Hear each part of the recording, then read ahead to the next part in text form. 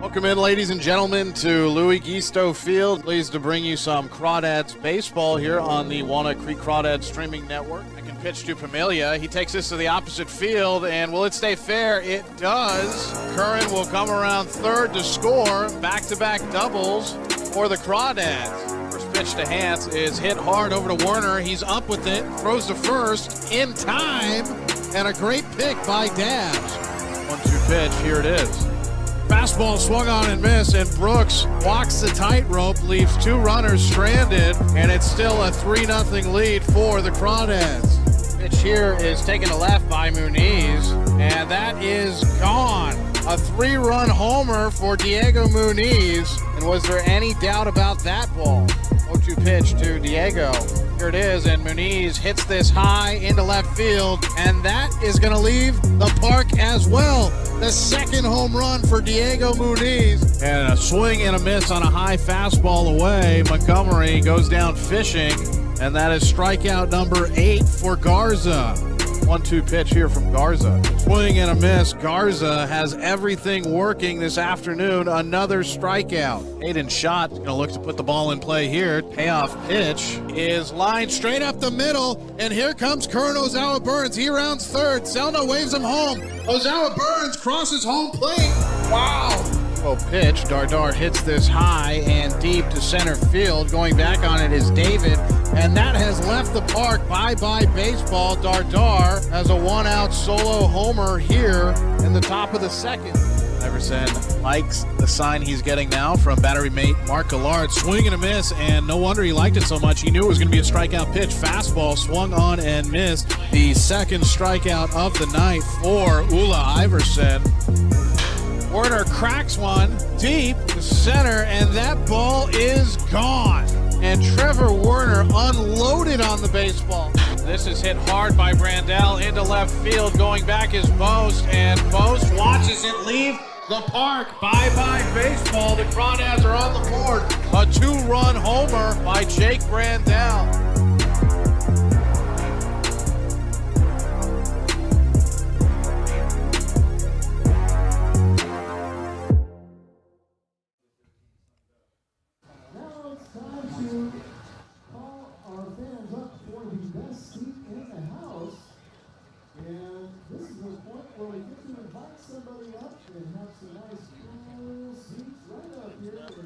Welcome in, welcome to Lincoln, California. I'm Alon Desai here with the Walnut Creek Crawdads streaming network, getting ready to bring you a beautiful game of CCL baseball on this very hot evening up here in Lincoln. It'll be the Crawdads facing off against the Lincoln Potters. The Crawdads come in 6-5 overall, 3-2 in their last 5. The Potters are sitting at 11-7, but just 3-5 in CCL North Division play. Walnut Creek third in the CCL North right now. Solano number 2. The Prune Packers number 1. Lincoln sitting in 4th place. And the Sonoma Stompers in 5th. Crawdads came up here quite a bit last season, especially at the end of the summer. Crawdads last played here in last July. That was on the 31st. And that was a 6-4 win for the Potters. Crawdads will be sending Mark Perkins on the mound today. He'll be today's starter for the Crawdads, but obviously on the road they will be batting first. So after a long homestand last week, you're going to open up this week with 3 straight games on the road. Tonight here in Lincoln, tomorrow against Sonoma, and then on Thursday against the West Coast Kings up at Napa Junior College.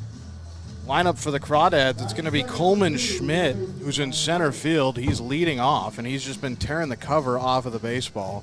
He's the best hitter on the Crawdads and one of the best in the CCL, hitting .442. He's also tied for the league lead in home runs. He's sitting with 4 right now. And then it'll be Ryan Ellis, the third baseman, batting second. Batting third is Ryan Brome in left field today. Brian Duroff, the first baseman, is going to bat cleanup. The DH, Joey Donnelly, is going to bat fifth. Joe Barnhart, a newer addition to this Crawdad squad. He's the catcher tonight, and he'll be batting sixth. Kavares Tears in right field. Good to see him in right field tonight here in Lincoln. Can definitely use his athletic ability, as this field can play very fast, and sometimes you need to make some real nice throws from the corners here. So he'll be in right field batting seventh, and then Matt King, the shortstop, batting eighth. Tyson Corio, the second baseman, batting ninth. Pitcher on the mound tonight for the home team Potters is going to be Anthony Susak. And if you remember from last summer, if you follow college baseball, the Susak family is starting to put quite a few players in, not just the NCAA, but also the CCL. Daniel Susak, his cousin, played here last summer. So both are at Arizona now. And this will be Susak's first start of the summer tonight. For them defensively, it's going to be Lee behind the plate, Olsen over at first, Cofield the second baseman, Stahl at third, Weissenborn the shortstop, and then in the outfield from left to right, it'll be Walden, Jeffrey, and Motherall. Now the Crawdads, who were 3-2 last week, going to try to keep the winning ways going, stay above 500, and the Potters kind of on the other side of things. Last week they played 6 games and they lost 5 of them. They're 1-5 over their last 6 played, and so the Crawdads kind of out for blood tonight, and the Potters trying to get back on the right track themselves. We'll be back with the first pitch here on the Crawdads streaming network.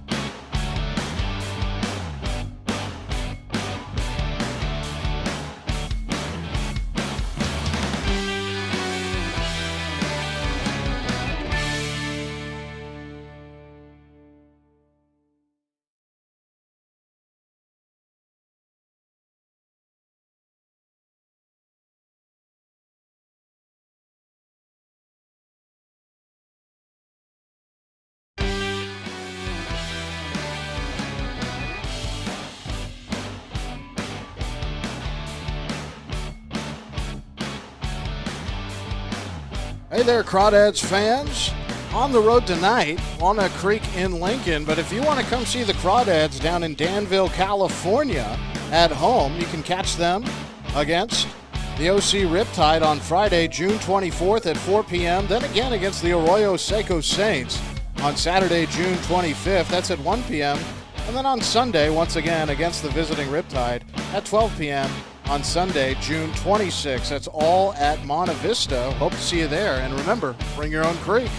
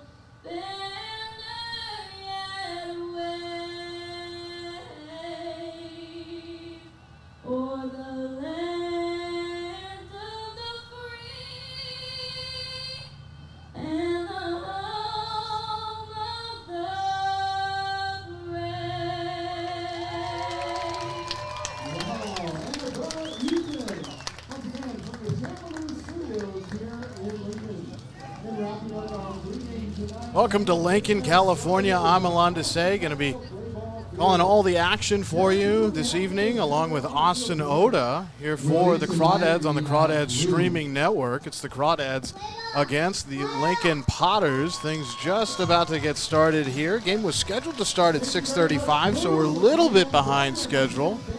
But as soon as this game does commence, I'm sure it'll move pretty quickly, as games here between these two teams tend to be pretty close. Last year, these teams met up 10 times. Crawdads were only able to win 4 of them, so almost 5 out of the 10. But aside from 2 blowouts that each team had last year against the other, the Crawdads won one 8-3, and the Potters won another 9-0. But other than that, pretty much all the other games were contested by just a run or even 2 runs, so expect to see some more of that close baseball here tonight, or at least that's what we're expecting up here in the booth. Crawdads are going to be up to bat first. It'll be Coleman Schmidt, the center fielder, batting leadoff, then Ryan Ellis, the third baseman, batting second. Ryan Brome is batting third. He's in left field. The first baseman, Brian Duroff, is batting cleanup. The designated hitter tonight for Brant Cummings and his team is Joey Donnelly, who had a couple of home runs last week. He's slugging 1,000 over the past 7 days, so that's a perfect number. Joe Barnhart, the catcher, batting 6th. Kavares Tears batting 7th. He's in his usual right field position. Matt King, the shortstop, batting 8th. And Tyson Corio, the second baseman, batting 9th. So it looks like today's starter for Lincoln, Anthony Susak, who's about to make his first start of the summer, is just about ready, getting done with his last warm-up tosses before the game begins. Susak, who pitched 47 innings this past season for Arizona, is going to be on the mound for Lincoln tonight. Unfortunately for Susak, he did give up 46 earned runs in those 47 innings, so his ERA this past season, 8.81. A good thing for Susak, though, he did have 32 strikeouts to just 19 walks, so at least he was in the positive there. As Coleman Schmidt, who's hitting .442 with 4 home runs, steps into the batter's box to start things here tonight. It's a hot night tonight, 100 degrees, not much wind. It's swirling out there in center. And the first pitch here from Susak is chopped over to third, and Stahl will have it. Throw over to first. The throw is high. It pulls the first baseman, Olsen, off the bag. And Schmidt will be on first. So a quick start there for the Crawdads. The defense for Lincoln. Lee behind the plate, Olsen at first. Caulfield at second, Drew Stahl over at third, who just made the high throw. Weissenborn, the shortstop, as Susak looks into the left bat of Ryan Ellis here.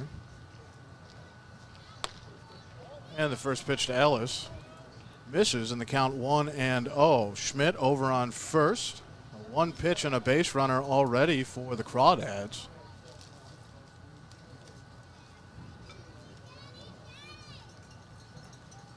Schmidt 1 for 1 already, and Schmidt's going to take off for second. The throw here from Lee, it bounces, and it will not be in time. So sliding on the turf there is Schmidt, and he's already got himself into scoring position.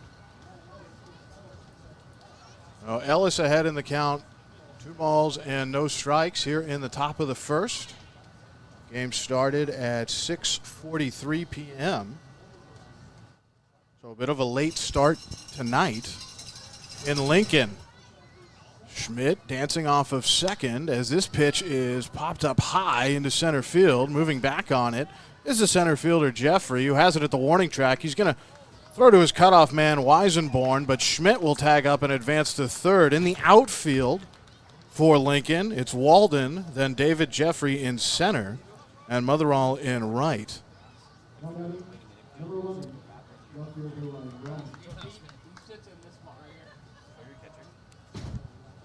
Jeffrey David with the catch there for out number 1, but here is Ryan Brome. Brome hitting .367 so far. Does have 8 RBIs, 9 walks to only 6 strikeouts and Schmidt just off of third. First pitch here to the lefty Brome is in there for a strike. Count 0-1 with one away. Crawdads, as we mentioned at the start of our broadcast at the top, 3-2 last week in the 5 games they played. And the 0-1, as this has popped up very high into shallow center.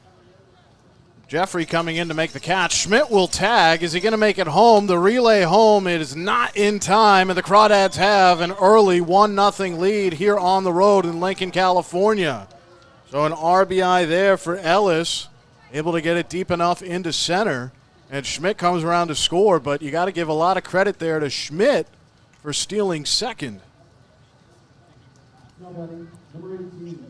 So Schmidt gets the single.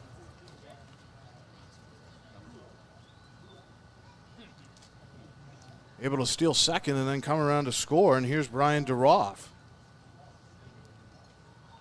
Duroff hitting .308 so far as he takes strike one. Count 0-1. Susac, a lot of experience this past season for Arizona. As I mentioned, the 47 innings pitched. And the 0-1 from Anthony Susac. There's a fastball that he was trying to paint on the inner half to the righty Duroff, and it just misses, and the count even at a ball and a strike.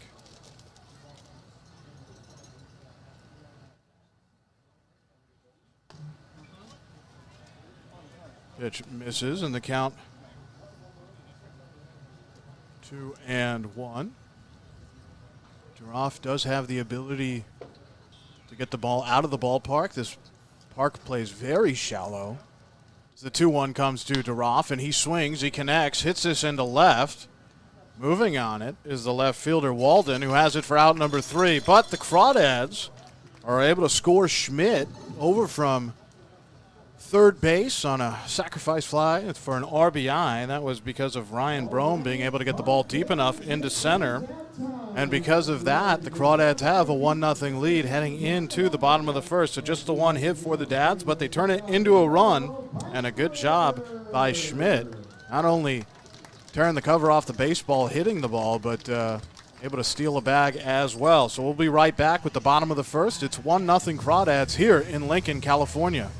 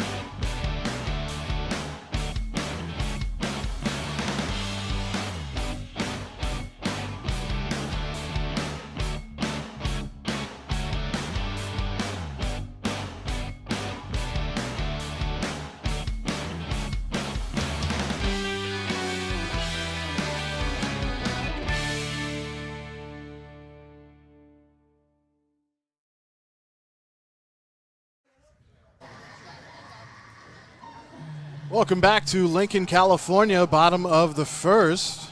About to get underway here. It'll be Mark Perkins on the mound for the Crawdads, so we'll see what the righty has in store for manager Brant Cummings. He will get the start. Obviously, the last game that the Crawdads played last week on Saturday, that was a big bullpen day. 8 different pitchers played. We'll see Perkins try to go at least 4 innings tonight. For the Potters, it's going to be Jeffrey David leading off. Then it'll be JT Walden, the left fielder. Reese Regatz, the designated hitter. Justin Olsen, the first baseman, batting 4th. Garen Caulfield, the second baseman, batting 5th. Brandon Motherall, the right fielder, batting 6th. As here's the first pitch from Perkins, and it misses low, and the count 1 ball and no strikes. After Motherall in the 7th spot, it'll be Drew Stahl, the third baseman, another returner along with David, who's in the batter's box right now, a returner that is for Lincoln. Matthew Lee, the catcher, is going to bat 8th as the 1-0 comes here from Perkins, and he misses low and inside to the right-handed batsman David. And then rounding things out is Weisenborn, Chase Weisenborn, the shortstop, batting 9th. As the 2-0 is hit on the ground over to Corio off of second. He flips on to first in time for out number 1, so quickly 1 away. Perkins' last appearance was 4 innings that he tossed against the Stompers. That was on June 14th. That was a 4-3 win for the Crawdads. So far, Perkins still has not given up an earned run this summer. As JT Walden steps in. First pitch here to Walden is a fastball that misses outside, count 1-0. Walden hitting .306 so far on this young CCL season. As this pitch is hit over to short, King has it, gonna throw to first, and that's 2 away. A couple of ground balls already induced for Perkins. That's exactly what he wants to do. In the arsenal for Mark, Big Perk, he has a sinker that sits between 87 and 92 is kind of where it tops out at. So we've seen that already employed heavily by Perkins. He has a slider right around 80 miles an hour and a low 80s changeup. Here's Regatz. Hitting .250, and he takes the first pitch. It's high, and the count 1-0. 33rd at-bat of the summer for Reese Regatz. Does have 11 RBIs. Is this pitch in there? Good sinker there from Perkins, and the count even at 1-1. 2 away here, bottom of the first. Defense for the Crawdads. Barnhart behind the plate. The 1-1 pitch. This is taken for a strike. And the count is 1-2. At first, it's Brian Duroff. He's been a mainstay there so far this summer. Corio, the second baseman. Ellis at third. King, the shortstop. And then the outfield, Brome, Schmidt, and Tiers from left to right as this 1-2 pitch misses away. And the count even, 2 balls and 2 strikes. Perkins looking for potentially his 3rd strikeout of the summer here. The 2-2 pitch from Perkins. This is popped up very high into center. Schmidt with an eye on it, catches it for out number 3. So a quick 1-2-3 inning for Mark Perkins, who has the start today for the Crawdads, and it is still 1-0. Crawdads back up to bat in the top of the second when we return here on the Crawdads streaming network.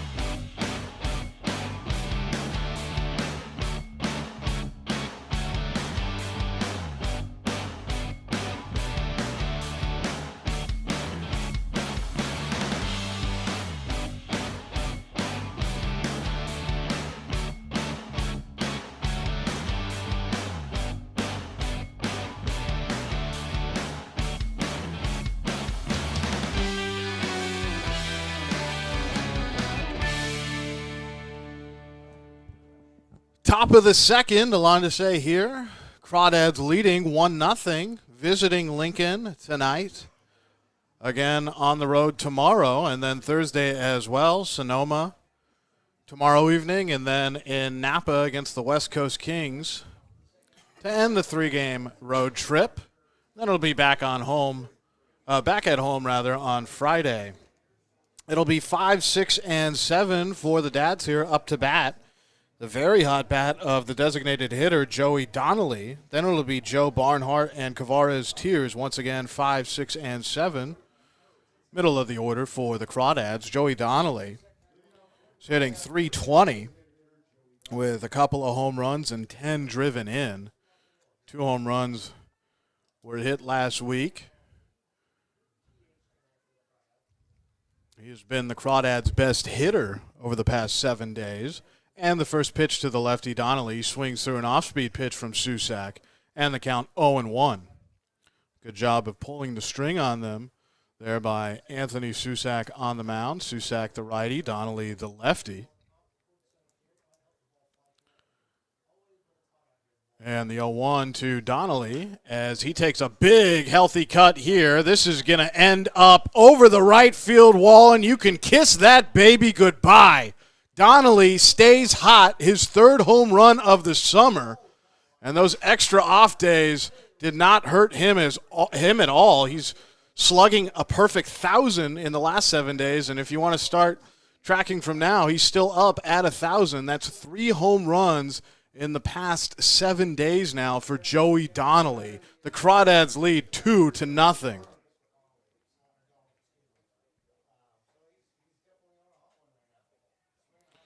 Now that brings up Joe Barnhart. Just his 5th at-bat for the Crawdads as he takes the first pitch around the knees. Breaking ball for strike number 1, count 0-1. Kind of tough to see with the angles here sometimes at McBean Park in Lincoln. How far these balls exactly travel as this pitch misses away. The count even at 1-1. But I can tell you folks that it plays awfully short. It's 314 down the lines, 380 into dead center. Alleys are probably around 390. The 1-1 pitch, big swing and a miss there from Joe Barnhart. But the Crawdads up 2-0 here. Joey Donnelly annihilates the baseball and takes it out to right field. All Motherall could do was watch it sail away. The 1-2 pitch here, and Susac delivers a good one, induces a ground ball but cannot be fielded, and it's back up the middle. So that'll be a hit for Barnhart, his 2nd of the summer.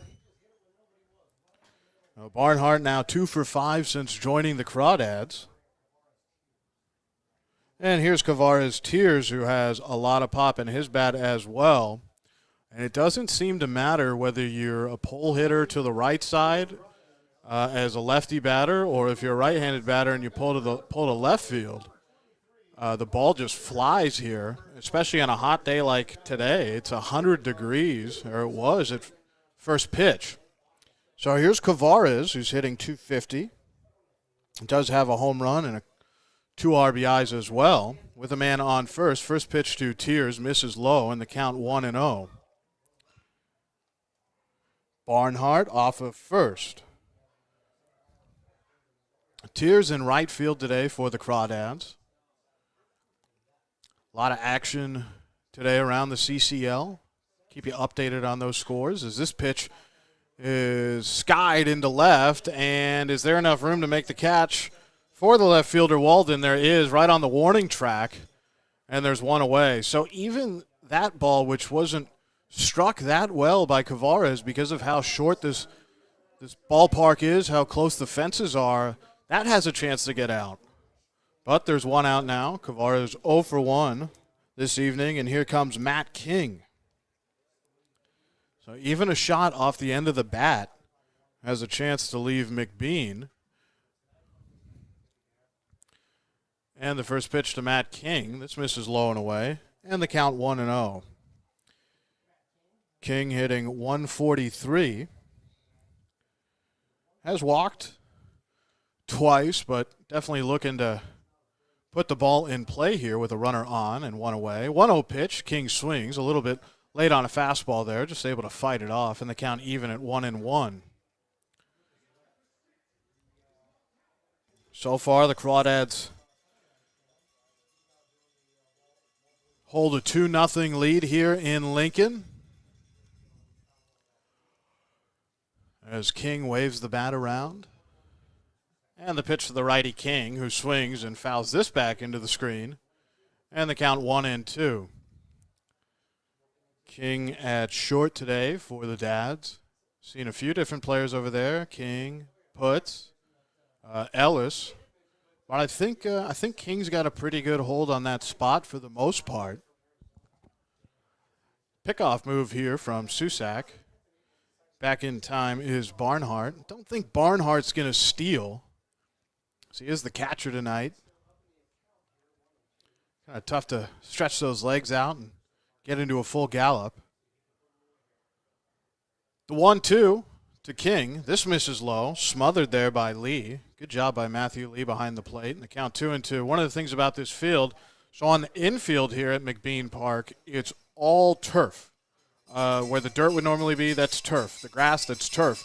Then it transitions. There's a slight bridge, if you will, a transition into natural grass in the outfield. So on the infield, things play very fast. The 2-2, this is chopped. It'll be fair. Who's going to take it? It'll be the pitcher, Susak, who runs over to first base and taps the bag himself, able to beat out Matt King. But a runner does advance to second, so Barnhart over at second base now. Crawdads in the first, got Schmidt into scoring position. Well, actually, he got himself into scoring position by stealing the bag and then was able to tag up, get to third before he scored. But now Tyson Corio, the number 9 hitter, has a chance with Barnhart just off of second and 2 away. Crawdads lead 2-0 here early in the top of the second. Susak looks back and deals. This pitch misses low. Blocked well again there by Lee, and the count 1-0. One unassisted there. That's how Matt King is retired. And Tyson Corio ahead 1-0 here against Susak. Susak looking back. Double take. And the pitch. This misses low. And the count 2 balls and no strikes. But 2 outs on the board with the Crawdads at bat. Crawdads today playing in the gray tops, the dark gray tops with the off-white pants. Potters not playing in their all-whites with the pinstripes. They're playing in the blue American tops with the American flag colors across the lettering on the jerseys. So they're blue with red, white, and blue in the Potters logo, or the font there, and then the white pants. So this pitch is low, and the count 3-0. Tyson Corio hitting just .091, has a chance to walk here, and he takes a pitch right down the pipe for strike number 1. Count 3-1. Susak did a good job of just throwing a get-me-over fastball there, about knee-high. And the count 3-1. Corio has walked once and struck out 5 times so far this summer. As Susak did shake Lee off, and the pitch. And Corio takes this into right field. That'll get down, and that'll be another run for the Crawdads. It is now 3-0 here in Lincoln, California, as Corio not only able to get that batting average up a few ticks, but he's also able to record his first RBI of the summer, and it drives in Joe Barnhart. So a good start here for the Crawdads. And here comes Coleman Schmidt, who has just been red hot for the Dads so far. Only 12 games played so far for the Dads, but still, you got to love it when a guy is hitting above 400 and also tied for the league lead in home runs. So here's the first pitch to Schmidt. This misses low and away, and the count 1-0.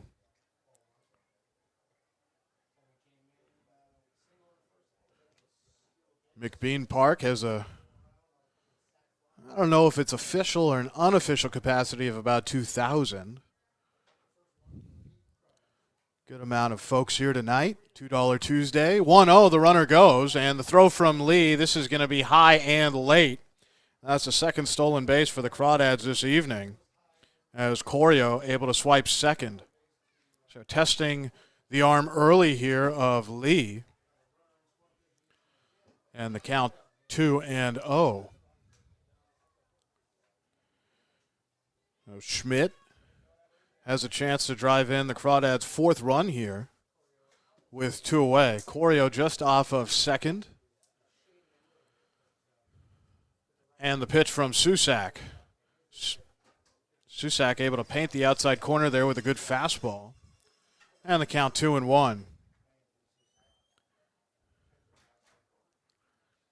Hitters Park. Very fast infield. And absolute jet streams over the fences. 2-1 here to Schmidt. Schmidt takes again, and this misses low and away. And Schmidt in the driver's seat ahead, 3 balls and a strike. Susak in his first start of the summer. He's already been tagged for 3 here. And a crooked number in the top of the second with 2 up on the board for the Dads. The 3-1, Schmidt takes, and that is right on the outside black. Schmidt thought about tossing the bat and doing the whole act where you trot over to first and then you know you got to come back, but that was a strike, and the count runs full, 3-2. Schmidt had an infield single to lead things off this evening in the top of the first. And the payoff pitch, and Schmidt hits this back up the middle. It's going to be taken on one hop by Weisenborn, who fires over to first in time for out number 3. But the Crawdads able to score 2 more. Get a solo home run from Joey Donnelly, and then Barnhart's able to come around and score because of Tyson Corio's RBI single. So it is 3-0 Crawdads, bottom of the second. Mark Perkins going to try to keep the score the way it is when we come back here on the Crawdads streaming network.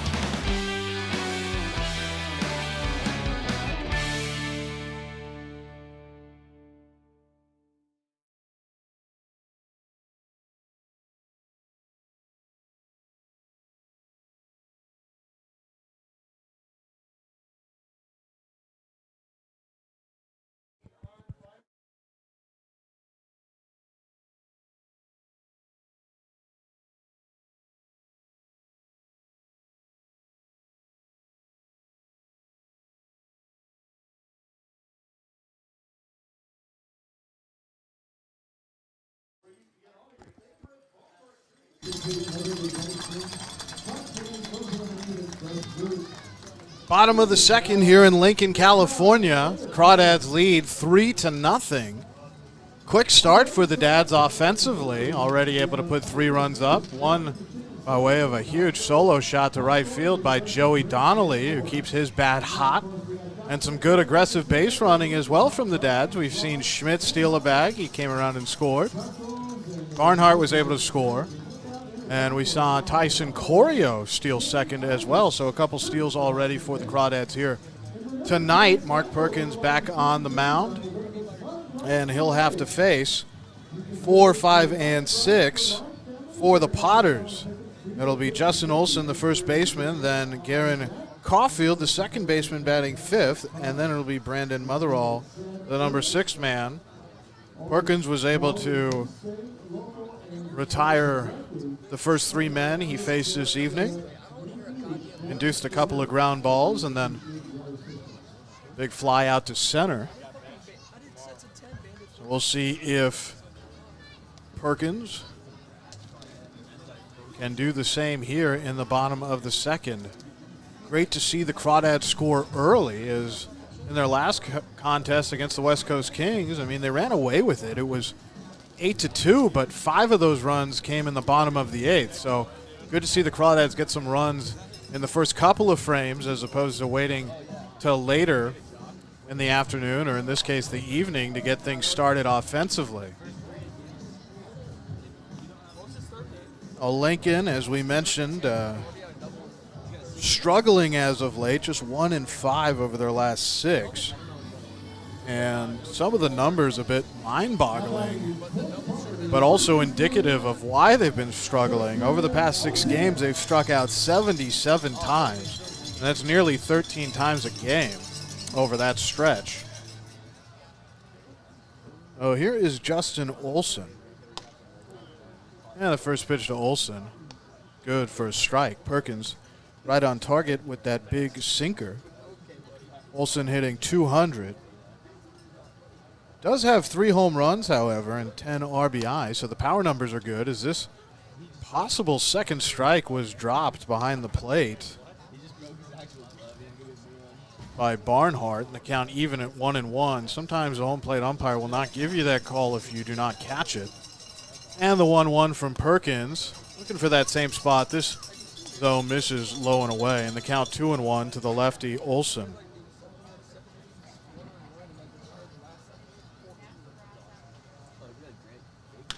This pitch hit on the ground over to Duroff at first, who will underhand toss to the covering Perkins for out number 1. That sinker has been effective so far for Perkins, and I think what makes it so effective for Mark is that kind of looks like it's starting around just around the knees, and it dips shade lower, maybe an inch or two, and a little bit of good break to it. And the hitters just can't get under it. They end up just rolling over. So 1 away here in the bottom of the second, as this pitch misses high and away from Perkins to the second baseman of the Potters, Garen Caulfield. Discussion up here whether it's Caulfield or Caulfield. Caulfield seems to be the consensus as he fouls this over past the Potter dugout, and the count even 1-1. Crawdads lead 3-0 on the road here in Lincoln, California on a hot night, 100 degrees. But $2 Tuesday, if you're in the area, come out. 1-1 pitch. This misses. Checked on there by Caulfield, but another pitch that Barnhart, who's still new here this summer, was unable to squeeze with the mitt.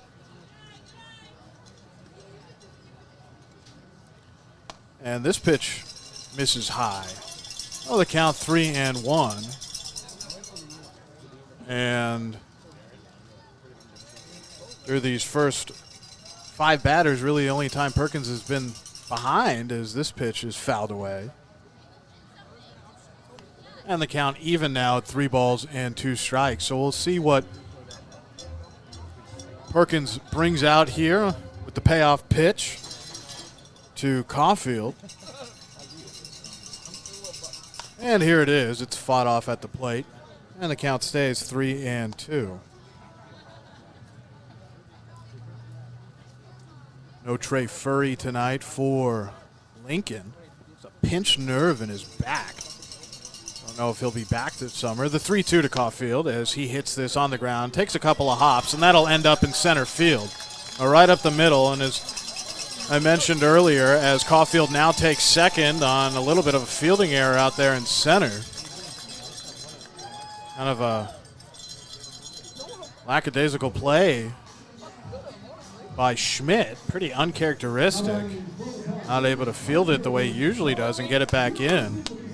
And that's a runner in scoring position. It's Caulfield off of second, but the field plays very fast here on the infield, so what might be a more dead ball on dirt and on natural grass can skip into the outfield here on the ground. Oh, here is Motherall. First pitch to Motherall. This is flared into left field. That'll get down, and will that score a run? No, it'll be runners on the corners. There's a good job by Brome to kind of cut it off and get the ball back in time. But with 1 away, you got runners on first and third. Back-to-back hits by Caulfield and Motherall.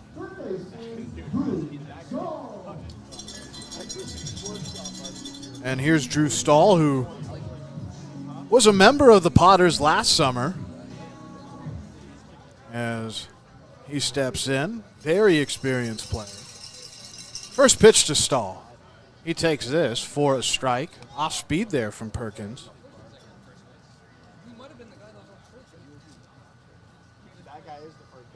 Stahl hitting below 200 at 176. There's a chance here to do some damage. This pitch in there, and that's a strike. Good job painting the black by Perkins, and the count 0-2.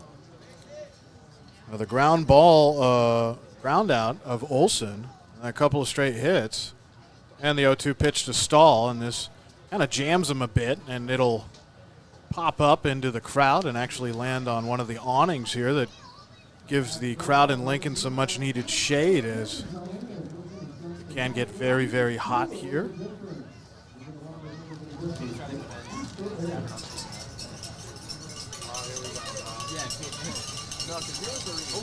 And a pickoff from Perkins over to first.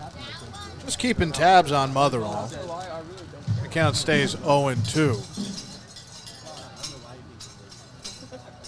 The 0-2. That's in there. Good slider from Perkins, and able to get a very much needed second out. A runner's still on first and third, but a good strikeout pitch there from Big Perk. He's able to record the K. That's his third strikeout recorded of the summer. And here comes Matthew Lee. Well, Perkins has a chance to get out of this bottom of the second here without surrendering any runs. He's got to deal with Matthew Lee. Lee takes the first pitch, and this misses a bit high in the count 1-0. Lee hitting .321, the backstop for the Potters today. 4 RBI, still looking for his first home run. Another pickoff move over to first. Right on line to Duroff from the righty Perkins. The count's still 1-0. And time is called by Lee here in the box as the home plate umpire motions over. And we're back in. Outfield playing about as deep as you can here. And the 1-0. This is hit on the ground over to third. Throw over to first in time. A little bit high, but able to keep his foot on the bag was Duroff. So a good strong throw from Ellis, even though it almost pulled Duroff off. But Mark Perkins able to get out of the inning without giving up any runs, after it looked like the Potters were definitely threatening with runners on the corners after getting back-to-back hits. Well, the Potters able to get a couple of hits, but no runs across the plate. They do leave 2 on base. It is still 3-0, top of the third, when we return here on the Crawdads streaming network.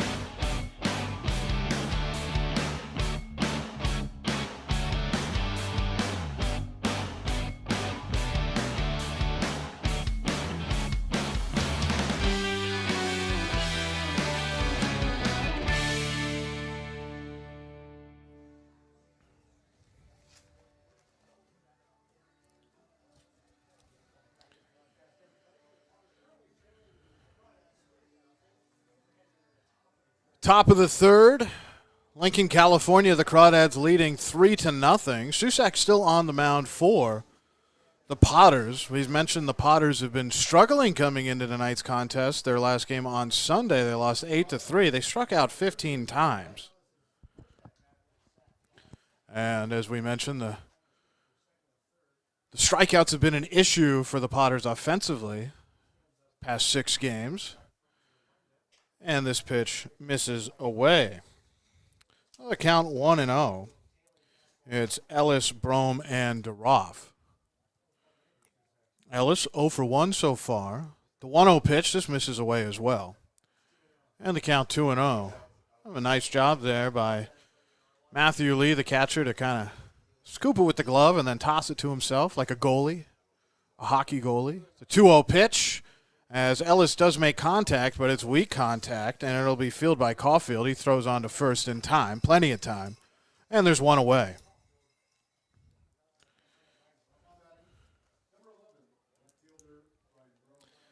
Oh, here's Ryan Brome. Did have a sac fly.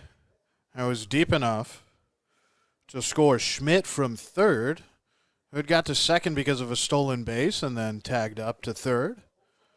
Ryan Brome 0 for 1, but does have an RBI. And the first pitch to Brome gets under this, takes it out to shallow right field, and coming in to make the catch is Motherall. And there's two away.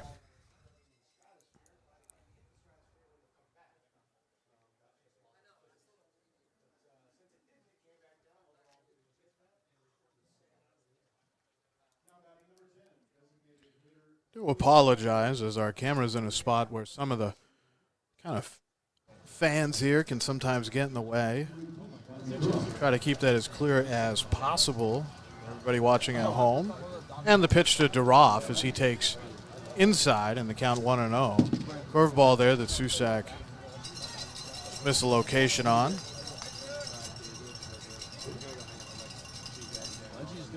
And the 1-0 pitch. This misses low and away. And the count 2-0. Crawdads have been very patient so far tonight. Taking a lot of pitches that have been outside the zone, which is a good sign for them. This pitch misses high, and the count quickly 3-0.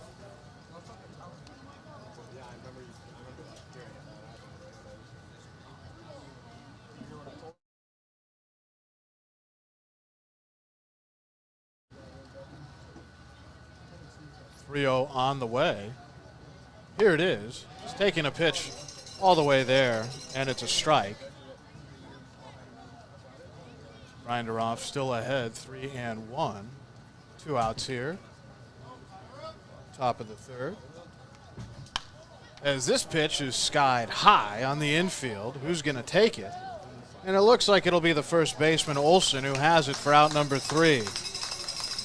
A much better inning there for Susak. He's able to get them in order, Ellis, Brome, and then Duroff. But the Crawdads still lead 3-0.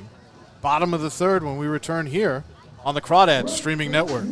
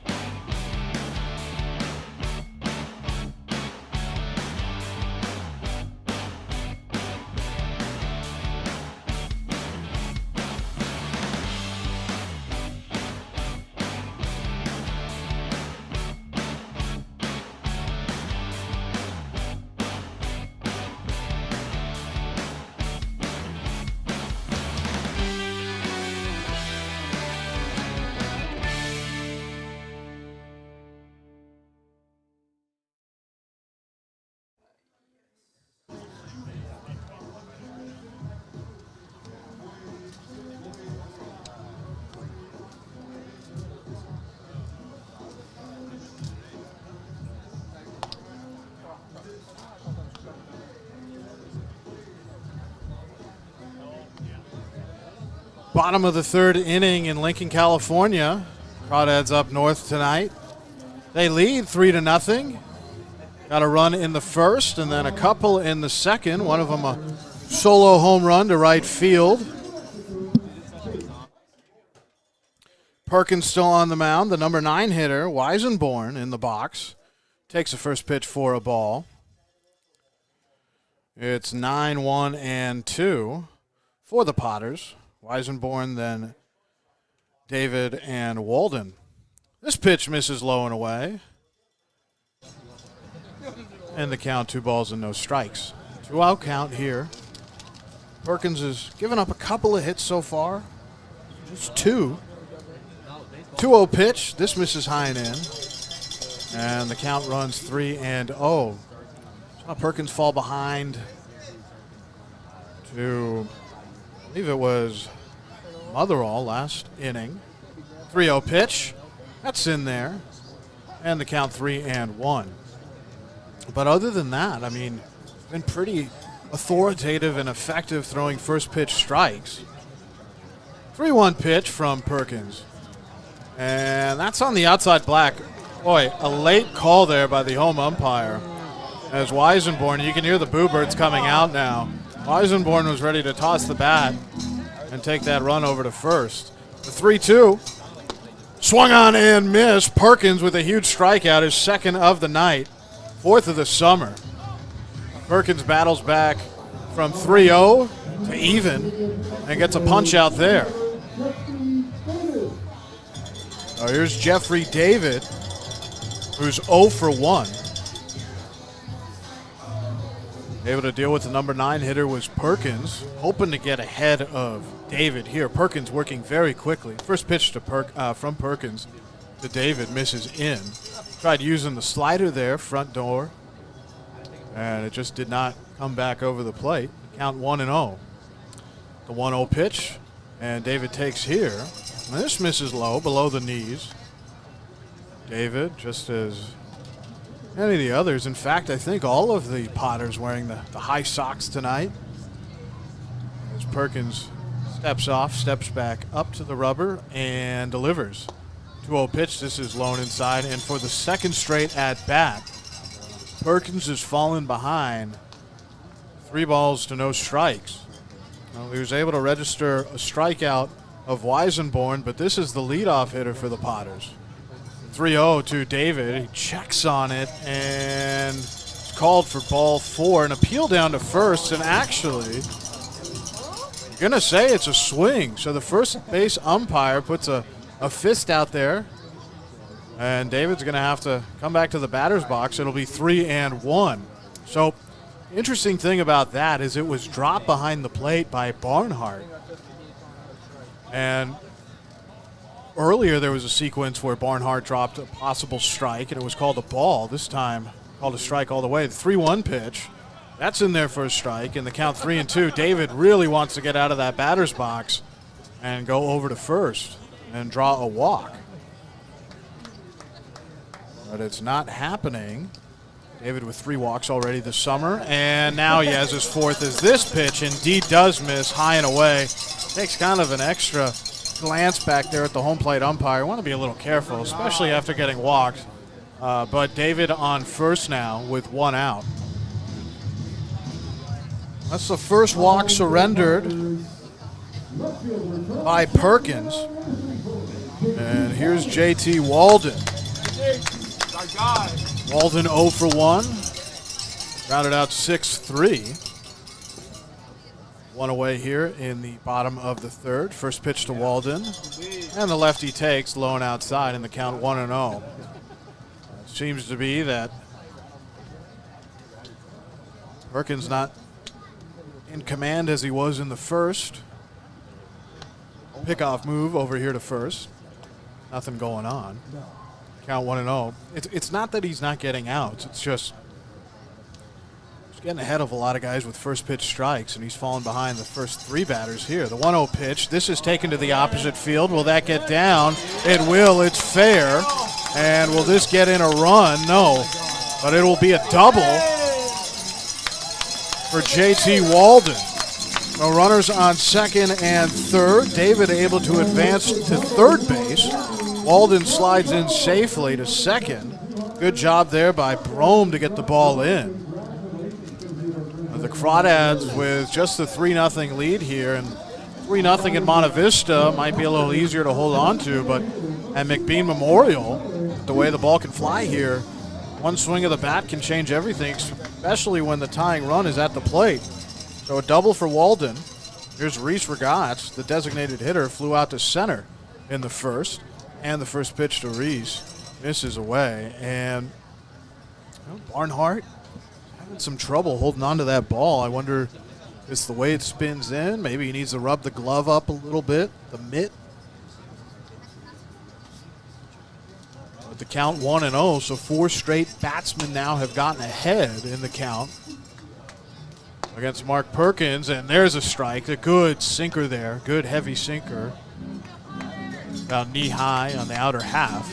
Count 1-1, and I think Perkins needs to get back to that. Just go right after these guys with the sinker. I know this park plays big, but you got a good one. The 1-1 from Perkins. This misses low and away, and the count 2-1. Tried pounding that same spot. Not able to get that pitch to come back in. 2-1 to the Potters' designated hitter. The pitch Regatz takes. And this misses high and away. Count 3-1. Regatz. Hitter's count here has all the leverage. Crawdads lead by 3. It's 3-0, but that could change. And the pitch from Perkins as this ball is hit straight up the middle. That'll be 1 run as David crosses home plate. And here comes Walden. That'll be a 2 RBI single. As this ball hit up the middle into center. And it's now 3-2. Crawdads still lead, but just by the 1 run now.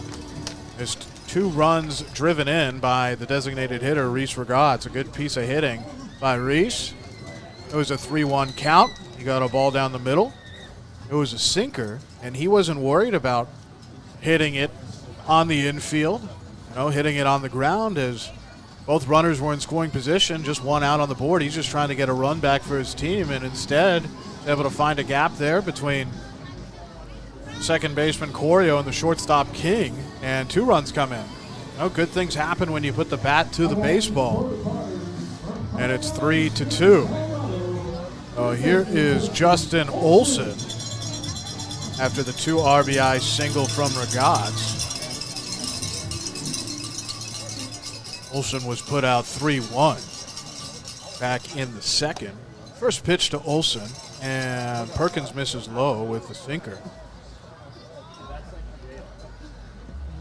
Manager Cummings came out to have a few words with Perkins. Perkins was feeling good before the start today. The 1-0 pitch. This is hit on the ground, and Corio has it. Just has to take the 1 out at first. And there's 2 away. But Regatz does move up to second. And here comes Garrett Caulfield.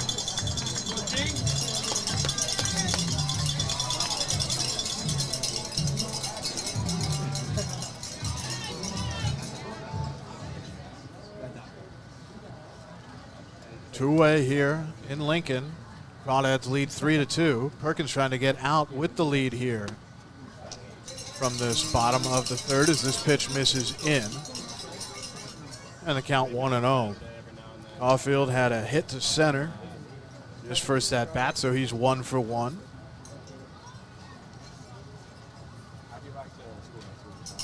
Second pitch to Caulfield.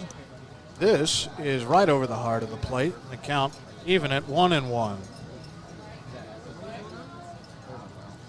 Caulfield, a native of Northern California, from Sacramento, California. Freshman over at the University of Arizona. And the 1-1 to Caulfield. There's a slider that starts high, dips back in, but ended up above the belt. And the count will be 2-1. Regatz off of second, 2 away.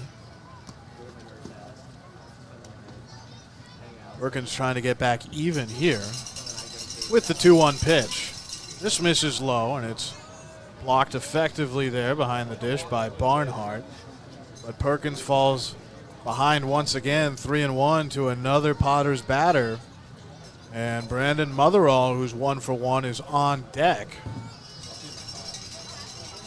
Perkins looks back at second, the 3-1, and a check swing there, and an appeal down to third. Now they're going to look down to first, and That's a strike all the way. The bat did break the play, and he tried to hold up to Caulfield, but now the count is full. The 3-2 pitch from Perkins needs a strikeout here. The 3-2. This is fouled away, out of play, and the count will stay 3-2. Say he needs a strikeout. He's looking for a strikeout. Take a ground out or a pop out or a fly out. He'll take it out any way it comes, will Mark Perkins. He's given up 2 runs here in this bottom of the third. Wants to keep it that way, keep it at only just the 2. The 3-2 once again, and this is belted into left field. Moving back on it is Brome, who makes a leaping catch at the wall for out number 3. So allowed out number 3, but as I mentioned, Perkins would take out number 3 no matter how it came. And Brome really picked his pitcher up there as he came in to play that ball, then had to backtrack and leap up at the warning track to make the catch. So the Potters are able to score a couple of runs, both runs coming off of the bat of Reese Regatz, who was able to drive in 2. He was able to score Jeffrey David, who walked, and JT Walden, who had a double. So it is now 3-2 Crawdads, and the Crawdads will be back up to bat in the top of the 4th. You're watching Crawdads baseball on the Crawdads streaming network.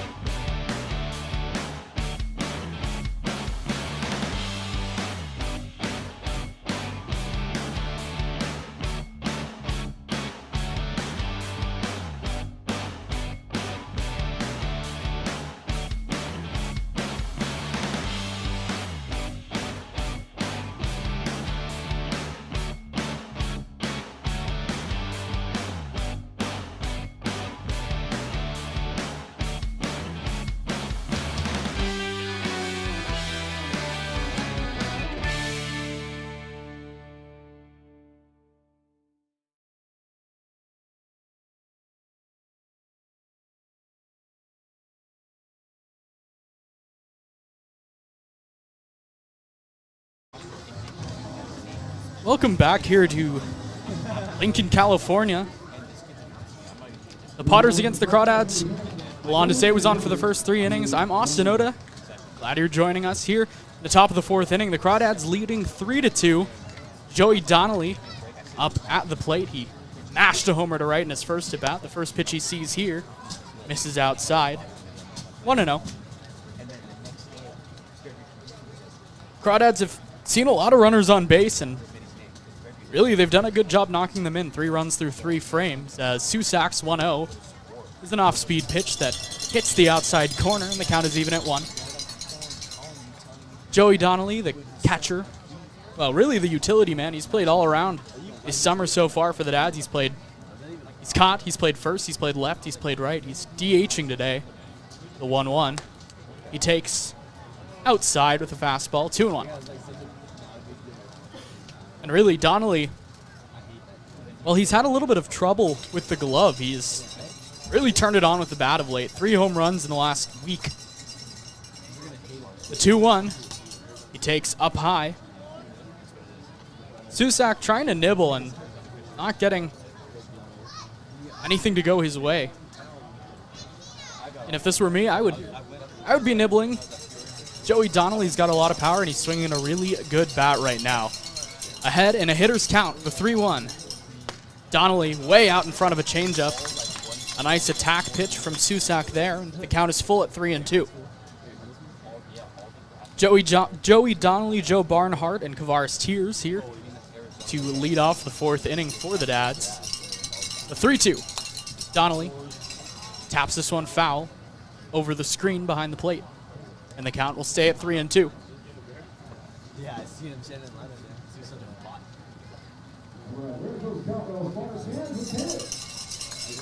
3 runs on 4 hits so far for the Crawdads. 2 runs on 4 hits for the Potters. The 3-2 to Donnelly is just outside, and I think if Lee behind the plate was able to catch that, I think that could have gone either way. It was a pretty close pitch there on the outside half, but his inability to stick it might have cost his pitcher a walk. So the leadoff runner on for the Crawdads. The 3rd time they've had that happen in 4 innings. It's always a good recipe for success. Susak sets the first pitch to Barnhart. Slider. It hits the outside part of the plate, 0-1. Barnhart in his first at-bat singled. So he's 1 for 1 on the day.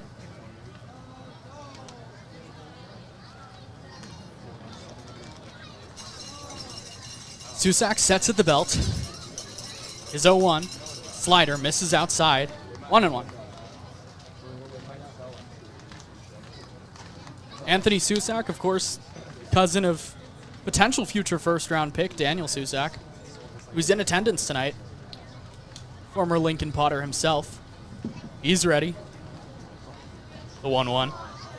Barnhart takes on the outside edge. 1-2. Same count Barnhart was in his last at-bat, and he was able to get a ball into the outfield for a base hit. Just joined the team a couple days ago. He's got the ability to play catcher. We've seen him at third. The 1-2. Line drive, and it'll fall into right field, so Joe Barnhart is 2 for 2. He's able to get that one just over the head of Caulfield, the second baseman. And I know Alon last inning mentioned that he was struggling catching the ball behind the plate, but between innings, between that second and third, he actually had to switch gloves. His catcher's mitt popped through, one of the strings came out. So maybe having a little trouble adjusting to that new catcher's mitt. Might have had to use Zach Tajaros. But nonetheless, a 2 for 2 start is always something he'll take. Tears steps in from the left side. He flew out deep to left in his first at-bat. Susak is ready. The first pitch, a fastball that misses down and away. And in that first at-bat, Tears, I mean, really, it was a ball off the end of the bat that it looked like he got under, and I think it just speaks to how well the ball flies in this part, that ball got to the warning track, and it really looked like it had a chance to get out. Susak checks the runner on second. The 1-0 is fouled off to the left, and the count is even at 1. I talked to Tears before the game today, and I said, this park was made for you. It's a short porch in right field. I think you can hit 2 or 3 out there today. And he said, I'm actually trying to hit the ball to left. I'm trying to take the ball the other way, not get too pull happy. To me, that's signs of a really mature hitter. Susak checks the runner at second. He's ready, and Tears puts a good swing on it, but fouls it back. And really, it's a mindset that goes up and down this Crawdads lineup. I talked to Joey Donnelly after the game the other day against the Kings, and he said the exact same thing. These are all guys at big schools, big Power 5 programs. Of course, Tears at Tennessee, Donnelly at Cal. They're trying to get more playing time. Neither of them got any at-bats this season, and they're trying to work their way into lineup. The 1-2 misses just outside. Tears is able to spit on it, and the count is even at 2. I think from what I've learned calling a little less than 2 weeks of summer ball is a lot of these guys have things that they come into the summer trying to work on. For guys like Donnelly and Tears, it's taking the ball the other way, being able to spray the ball around the field. Susak sets at the belt, checks the runner twice. He fires. High chopper to second base. Caulfield has to hop to pick it. He tags the runner. Throw to first is just a little late, and Tears is able to beat it out. The runner going to second. Barnhart is tagged out. A 4 UA in the book. Fielder's choice for the first out of the inning. We'll bring up Matt King, who hit a high chopper back to the mound that Susak ran to the first base bag himself, so he's 0 for 1 on the day. Trying to get it going a little bit with the bat, but he's dazzled defensively at shortstop. 3-2 the score here in the top of the fourth. Susak with runners on the corners, sets and fires, and King, just a little late, pokes it foul to the right. Matt King, of course, out of UTSA, named the all-conference freshman team this season. Started out really hot, but faltered down the stretch.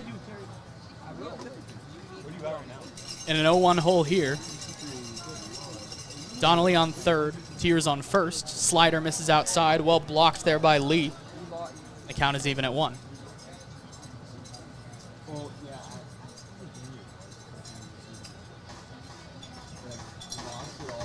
Here at McBean, not only are the corners shallow, they're 314 to each side, but the ball flies. It's a very hitter-friendly environment.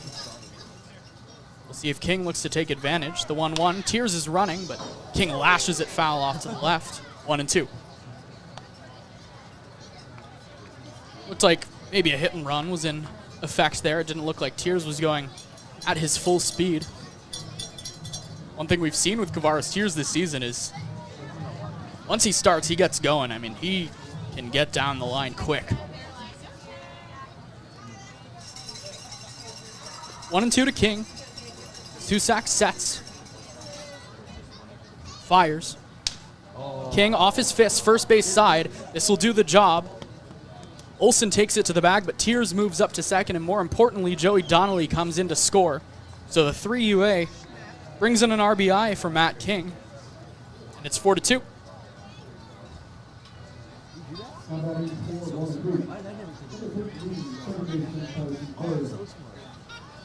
Maybe not the hardest hit ball, but Matt King will take an RBI in that situation.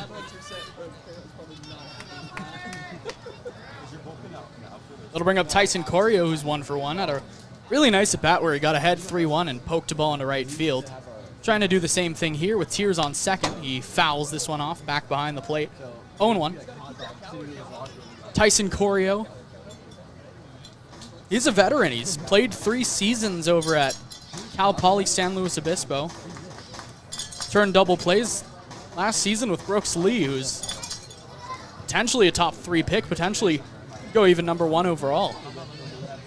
Corio bats from the left side, hands held high above his head. Susak checks Tears. The 0-1 misses outside. 1-1.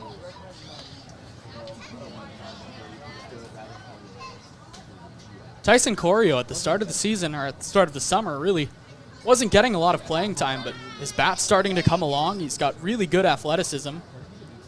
That's something that Manager Cummings is looking for in his infield. The 1-1. Chopped foul behind the plate. 1-2. The ever-dangerous Coleman Schmidt looms on deck. 4-2 is the Crawdads' lead here in the top of the 4th inning. Joey Donnelly walked to start off this inning, then was moved over to second on a Joe Barnhart single. Kavaris Tears chopped out to second base, but a fielder's choice had runners at the corners, and then Matt King grounded out to first to bring in a run, and that's where we stand right now. 1-2 to Corio. Susak at the belt. The 1-2. Line drive right at the shortstop. Stabbed out there by Weissenborn for the 3rd out of the inning. A run on a couple of hits, a runner left on. We'll head to the bottom of the 4th here on the Walnut Creek Crawdads streaming network.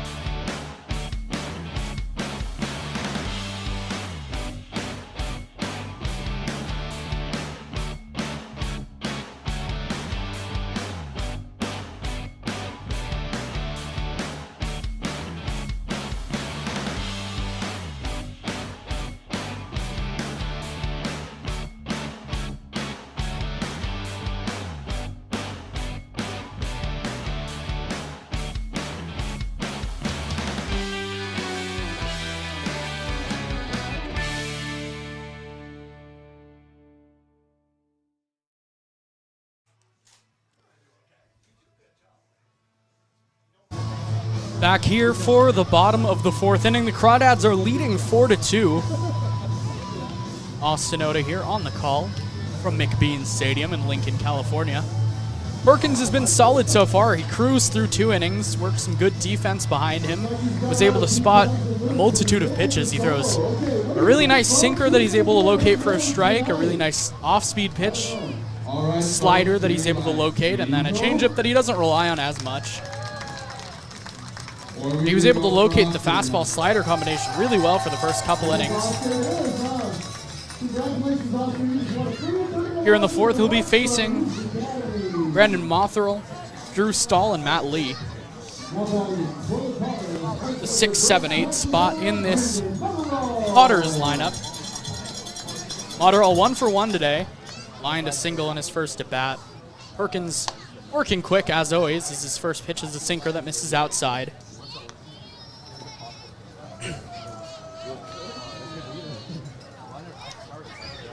The 1-0 is a sinker this time. It misses just inside. Perkins thought he had that one.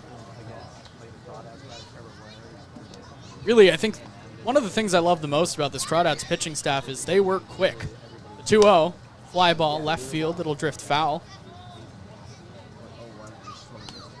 And this is no disrespect to Anthony Susak, who he doesn't work exceptionally fast, but he's not slow out there. But with Perkins, I can barely get any talking points in. It's difficult. I don't mind it, though. The 2-1 is chopped.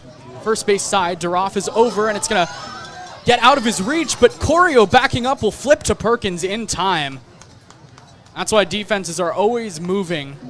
No matter where the ball is hit, someone's got to make a play, and Corio's able to make it there. A high chopper, and with this turf out here, it just evaded the outstretched arm of Brian Duroff at first base. Corio was over to back up. I'm really not sure if he was trying to back up or cover the first base bag, but no matter what, he was able to make the play. First pitch to Stahl is fouled off. Not every day you see a 4-1 putout in the book, but Matt Perkins always likes working that ground ball. That's what he does with the sinker, as the 0-1 misses down. Scooped up by Barnhart. The count is even at 1. 4-2, the Crawdads lead here in the bottom of the fourth inning. Perkins working from the windup. His 1-1 misses again down low. We mentioned on Saturday's broadcast against the Kings, it was Joe Barnhart's first game. We mentioned that he looked like he was a really big guy, and I was sitting behind the plate with Devin Susky and Brody Egglight, and he's bigger than we even thought. Nice off-speed pitch, and Perkins pulls the string. It's 2-2. Barnhart's about 6'4", 6'5", but he's built, he's strong, he's muscular. Perkins, the 2-2 pitch. Slider, down and away. Escapes the block of Barnhart.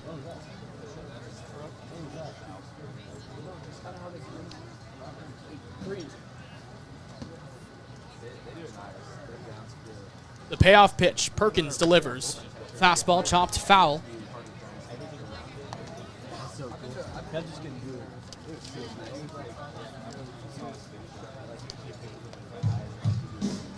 Three balls, 2 strikes, 1 out. Here in the bottom of the fourth inning at McBean Stadium. Crawdads defense straight up for Drew Stahl. Perkins steps off the mound.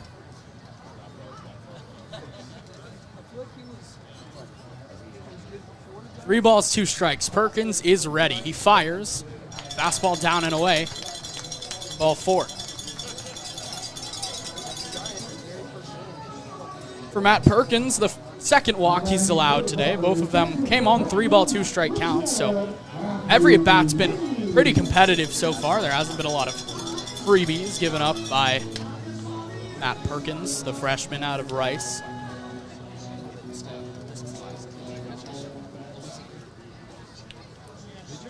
He's ready with Matt Lee at the plate. Chopped out to third his first time. He'll take a fastball on the outside, 0-1. I mentioned that Perkins went to Rice. I was able to talk to him before the game today. We were stopping for food on the bus ride over, and he said, my parents both went to Texas Tech, so Even though we were from Houston, it wasn't like I grew up rooting for Rice, as the 0-1 misses down. 1-1.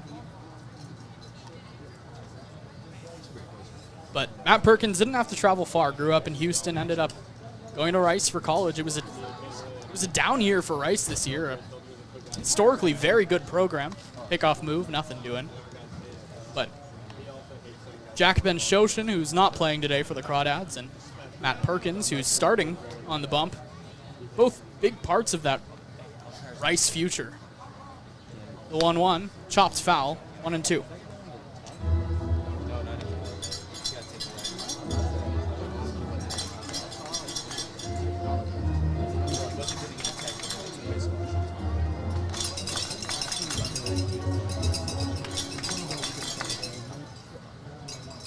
Perkins ahead in the count, 1-2. Maybe trying to get a double play ball here. The 1-2, way up high. Gets right back to Barnhart. His throw's going to come to second. Corio with the tag. It is not in time. Almost a really nice play by Joe Barnhart. This netting behind the plate is pretty shallow, or pretty low. It bounced off the backboard and right back to Barnhart, who was able to throw quickly back to second, but getting in just ahead of the throw was Drew Stahl, so a wild pitch there. The fastball missed way up high. 2-2. Slider right down the pipe. Perkins gets him looking. And that was a perfect slider from Matt Perkins. Really, these Potters fans are not happy with that one, but from my view, I mean, that was right down the middle. Matt Perkins spotted that one perfectly. Manager Brant Cummings is coming out to talk to his pitcher. I'm not sure if this is the day for Perkins. He's been relatively efficient so far, but from what I've noticed this summer, it looks like Manager Cummings likes to come out with an out left in the fourth and discuss what's going on with his pitcher. Even if it's not to take him out of the game, it's sometimes just to get a check-in of how he's doing. Something that the Giants manager Gabe Kapler does a lot is come out and check if his pitcher's present still and within the game. Looks like the day might be over for Matt Perkins, and it will be. We'll let you know who's replacing Perkins. He's done after 3 2/3, giving up 2 runs. Let you know who's replacing him when we come back here on the Walnut Creek Crawdads streaming network.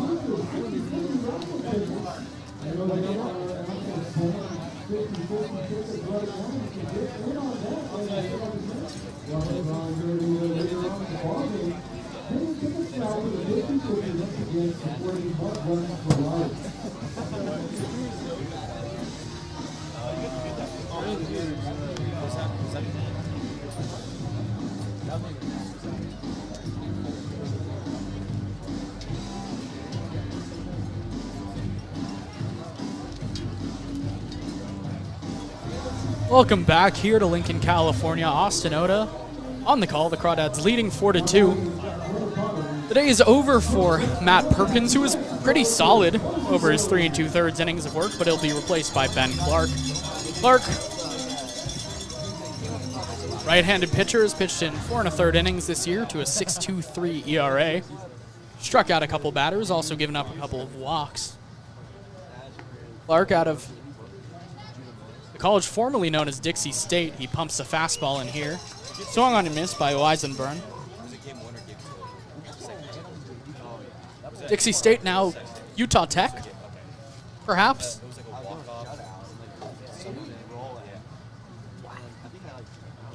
Clark ahead 0-1. Ground ball, third base, past the dive of Ellis and into left field. Coming around, trying to score. The throw to the plate is perfect. The tag by Barnhart. It's in time. What a throw by Ryan Brome to get Stahl at the plate, and that will end the inning. No runs, no hits, no errors. Brome's perfect throw makes sure there's no runs that come home for the Potters in that inning. We'll head to the top of the fifth. 4-2, the Crawdads lead here on the Walnut Creek Crawdads streaming network.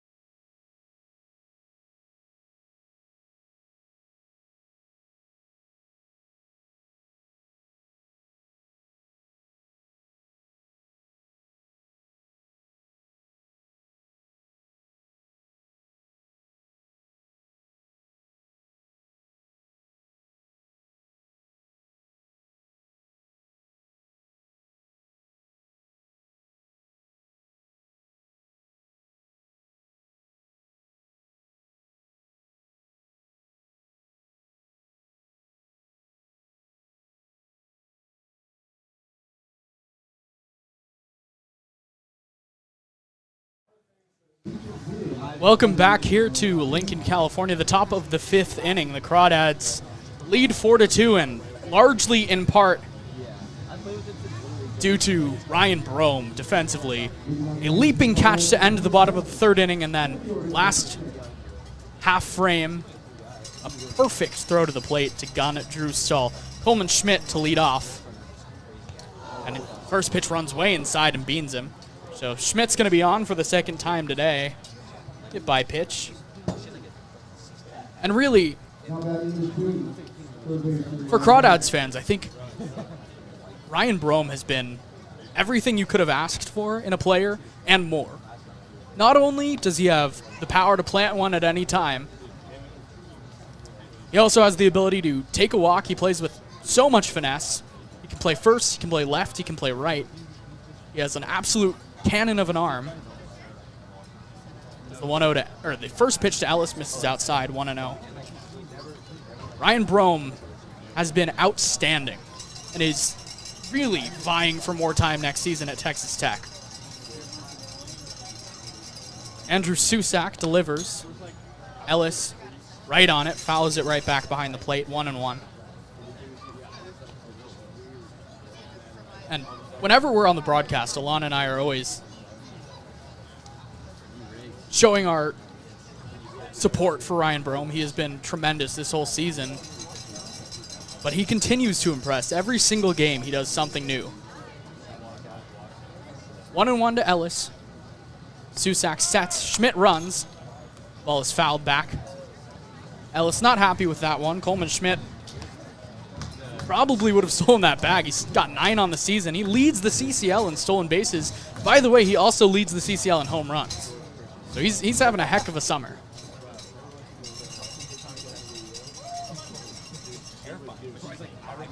One and two the count to Ellis. Takes a deep breath in the left-handed batter's box. Susak sets. The 1-2. Ellis hacks at it, fouls it off to the right.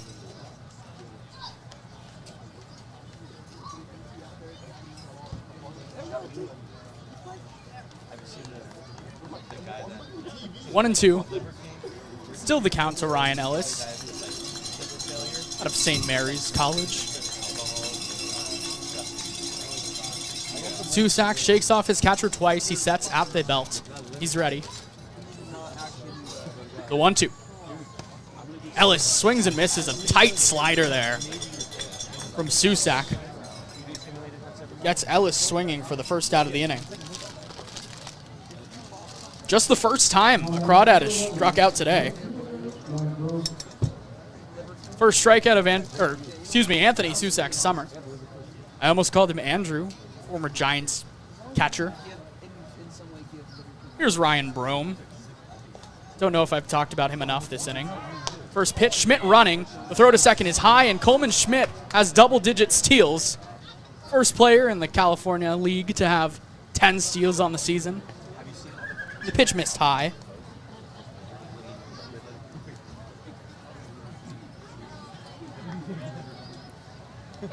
These two guys that are on base and at the plate right now for the Crawdads have been playing out of their minds this summer. Brome at the dish from the left-handed side. 0 for 2 on the day. Excuse me, 0 for 1 with a sac fly that brought in a run in the first inning. He takes a fastball outside. 2-0.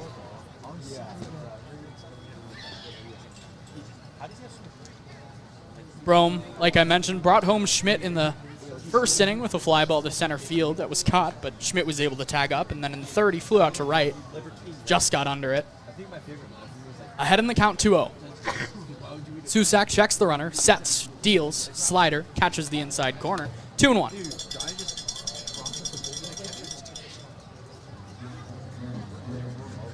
Brome, a big left-handed hitter. Stands at just 5'11", but packs a lot of pop in that frame. Up in the count, 2-1. Susak sets, fails to check Schmidt, his 2-1. Chopper, high up the middle. Weisenberg behind the bag at second, fires to first just in time to get the speedy Brome. A nice play, but Coleman Schmidt moves up to third base. 6-3 put out for the second out of the inning. That'll bring up Brian Duroff.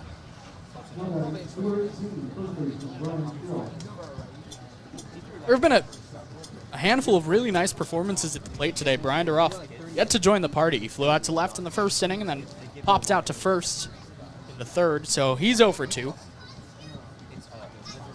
With a runner on third, 4-2 the score. The Crawdads lead here in the top of the fifth. Slider, perfect on the outside half, 0-1. Nice get-it-in slider from Anthony Susak. He's ahead in the count, 0-1. Still working from the stretch with Schmidt on third. The 0-1 slider misses down and away. Duroff motions for Schmidt to stay at third, and the count is even at 1.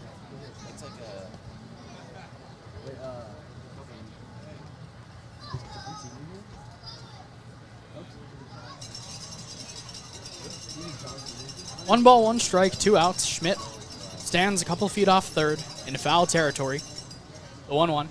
Duroff, line drive. Will it drop? It will. Into right field for a base hit.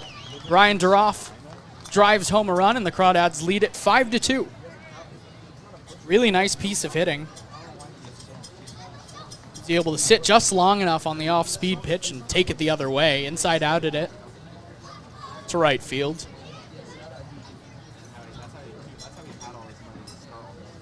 That'll bring out Potter's manager, Ryan Stevens, to the mound. And it looks like he'll make a pitching change. So Anthony Susak's day is likely over. He went 4 2/3 innings, gave up 5 runs. He's responsible for Brian Duroff on first base. Crawdads lead at 5-2. We'll be right back here on the Walnut Creek Crawdads Streaming Network.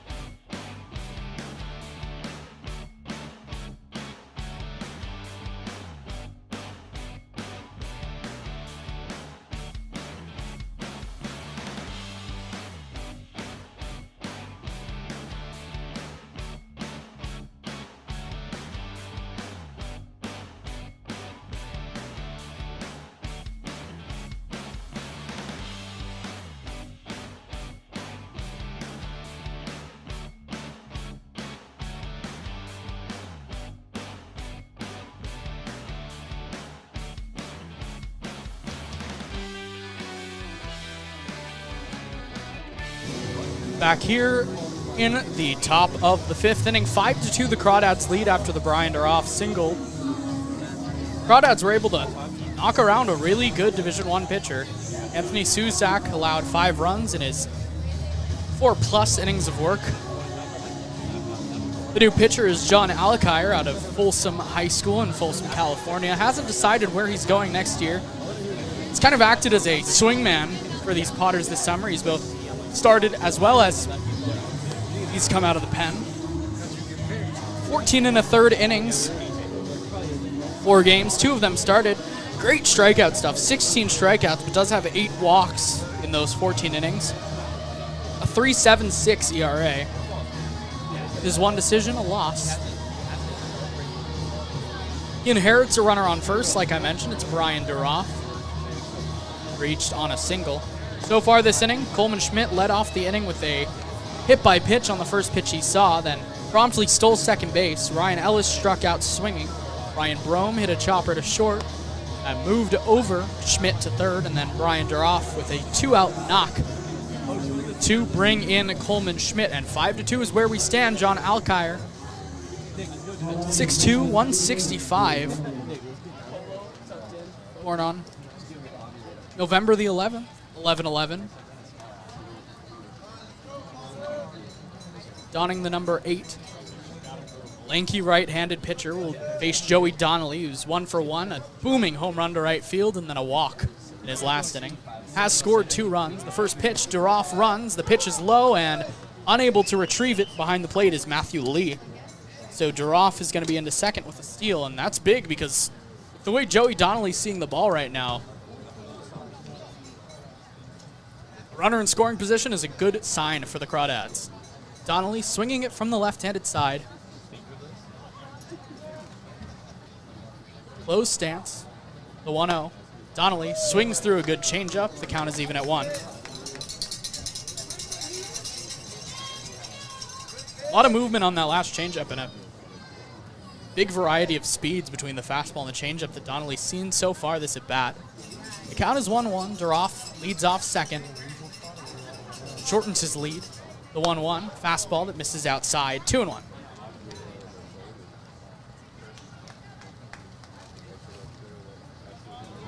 Donnelly second on the team with 3 home runs now after his booming shot in the second inning to lead off the second inning. Ahead in the count, 2-1. Alkire checks the bag a couple times. He's ready. He fires a fastball down and in. For the second straight at bat, Joey Donnelly is ahead in the count, 3-1. And this is not the guy that you want to fall behind in the count to if you're John Alkire. Working quickly, he's ready. 3-1. Donnelly swings and chops it foul off to the right. 3-2.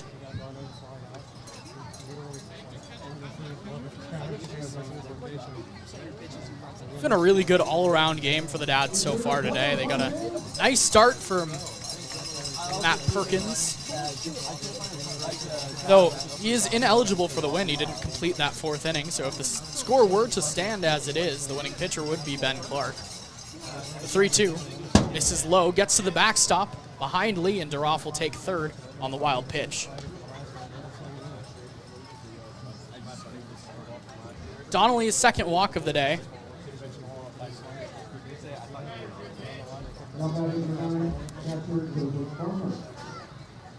That'll bring up Joe Barnhart. Barnhart's having a really good day at the plate. He's 2 for 2. Struggled a little bit behind it. Somewhat continuing the theme of Crawdads catchers and struggling. He's got runners at the corners. It's Donnelly off of first and Duroff off third. First pitch misses way outside. Duroff is not going to try to score, but Donnelly moves up to second. A wild pitch causes Joey Donnelly to get to second base, and now Joe Barnhart, who's 2 for 2, has 2 runners in scoring position. 5-2, the Crawdads are leading here in the top of the 5th inning.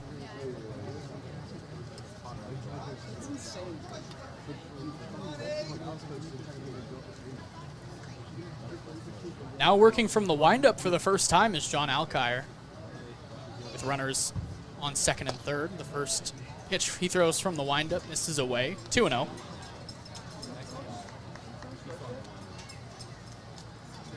Barnhart hasn't hit either of his singles particularly hard. They found the outfield grass, and he'll take it. Some Babbitt luck. 2-0, it swings through a nice slider, and it's 2-1. The start of this summer for the Crawdads, they were putting the ball in play, and really just nothing was falling.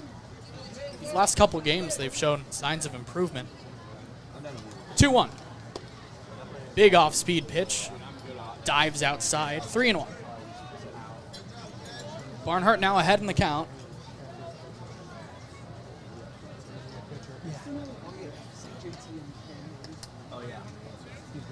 Alkire fires the 3-1, and this misses low and outside. So 2 straight walks for John Alkire. And if you're Ryan Stevens, the Potters manager, it's not what you want to see out of your young arm. Bases are going to be loaded for a guy that could change this game in an instant in Kavaris Tears. And after 2 straight walks, I don't know if he'll have the green light right away, but he's got the ability to plant one at any time. We've seen it already. He was 0 for his first 6 with 5 strikeouts and then turned on a fastball at Monte Vista High School. There's a softball field that sits about 40 feet past the fence, and he hit it into that softball field. First pitch he sees, well, you know what he was trying to do with that swing. He was trying to make this a 7-run ball game. Instead, he swings through a changeup. So nice first pitch option there from Alkire. 0-1 to Tears, the big left-handed batter. Slider nips the zone, and it's 0-2. Kavaris Tears sitting on his pitch here. Thought he likes the first one, but swung over the changeup. Now behind in the count, 0-2. Alkire, here's in. The 0-2. Chopper to shortstop. Ranging over slowly. The throw to first is just in time. A nice play there by Weissenburn. 6-3 the putout, and the Crawdads go down, but not before they score a run. Just 1 hit in that inning. 2 walks and a hit by pitch.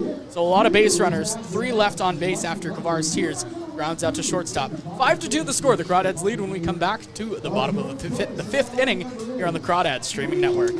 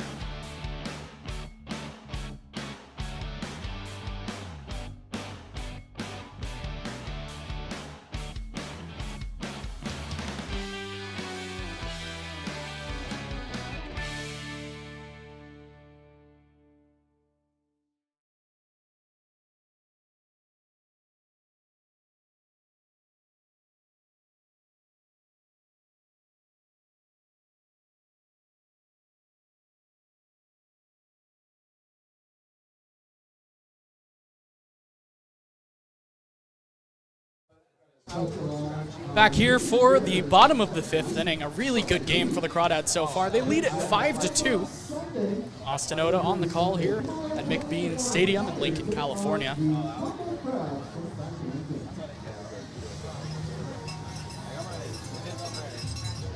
Ben Clark still on the bump.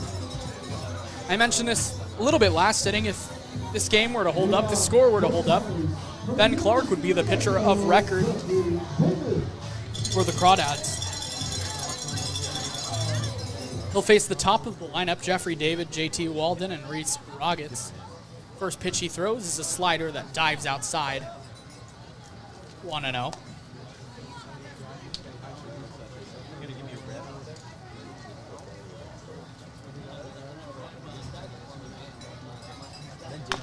Second pitch is chopped off of David's shin. Count evens at 1.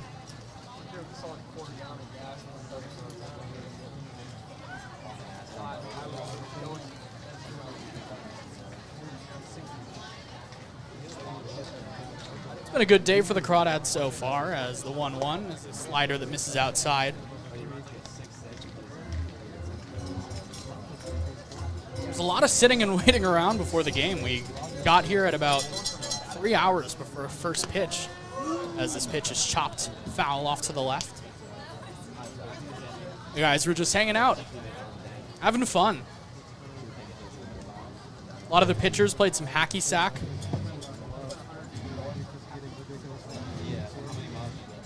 Mark Perkins was really just resting. He had to watch his team shag fly balls, take a batting practice. Perkins was just sitting. He was talking to me before the game and seemed a little bored, honestly. But he came out and he did his job and did it well. 2-2 the count. Clark from the windup delivers a fastball outside. The count is full. 3-2. Ben Clark, big right-hander. He's got a lot of funk to him. Not your traditional motion. 3-2. Slider. Sits in the zone. Fisted. Second baseman Corio is under it. He'll make the catch for the first out of the inning. Ben Clark, different arm angle, but the delivery itself reminds me a little bit of Alex Wood, where he goes way back with his plant leg, comes ready, torques his arm, then is able to finish it. First pitch is a strike with a fastball. Kind of hides the ball about as long as he can behind himself and is able to finish straight over the top. Ahead in the count, 0-1. He fires. Slider, chopped foul off to the right, 0-2. And with pitchers like that, it's sure it's unconventional, but there are certain spots you're supposed to get to when you're pitching, and Clark is able to get there. He just kind of does it differently than the traditional pitcher.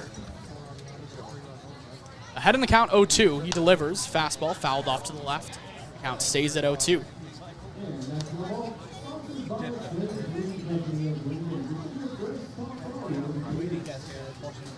So when you're getting to those spots, it's doing all the things the right way, even if it looks unconventional, and really it throws the hitters off.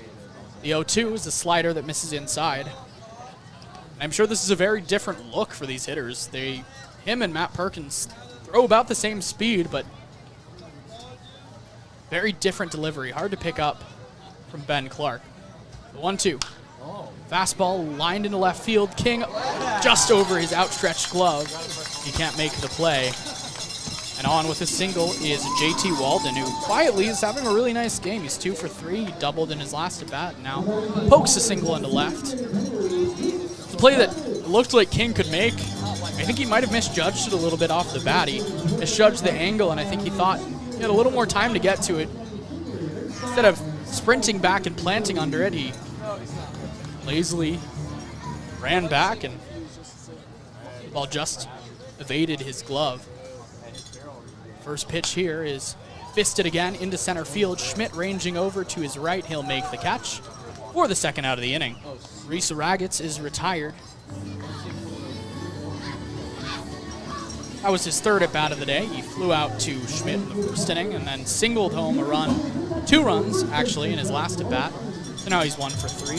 That'll bring up the big lefty, Justin Olsen, the first baseman, donning the number 25. The Potters in their navy blues with the red, white, and blue lettering on both the front and the back. Crawdads in their grays. First pitch to Olsen, misses down and in. Crawdads lead at 5-2 here in the bottom of the 5th inning. Ben Clark on the bump, pitching to Justin Olsen. 1-0 the count. JT Walden leads off first. Small lead. The 1-0. Fastball misses up and away. With Joe Barnhart, what we've noticed behind the plate is maybe not as strong as a receiver as someone like Zach Tejero. He's got an arm, and he can make up for any miscues back there with his cannon. Behind in the count 2-0 is Ben Clark. He steps off, looks the runner back to first. Nothing doing. Clark sets at the letters, the 2-0. Fastball up high, 3-0.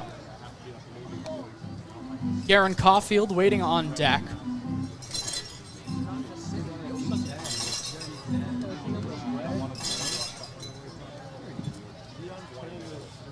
The count now to Olsen. Clark sets and delivers a fastball. This is outside, ball 4. 4-pitch non-competitive walk for Ben Clark. Bring up Garen Caulfield.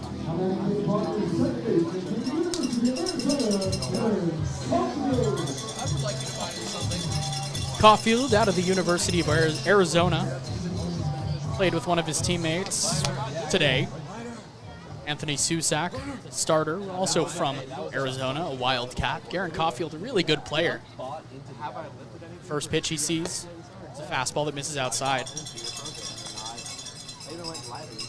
Caulfield 1 for 2 on the day. He singled in the second inning and then flew out to Brome, who made a spectacular leaping catch at the wall to end the third frame. Ahead in the count, 0-1. Right-handed batter Caulfield, hands held, straight behind his right shoulder. The 1-0. Misses away again, so 6 straight balls from Ben Clark. Struggling to find that release point out of the stretch is Clark.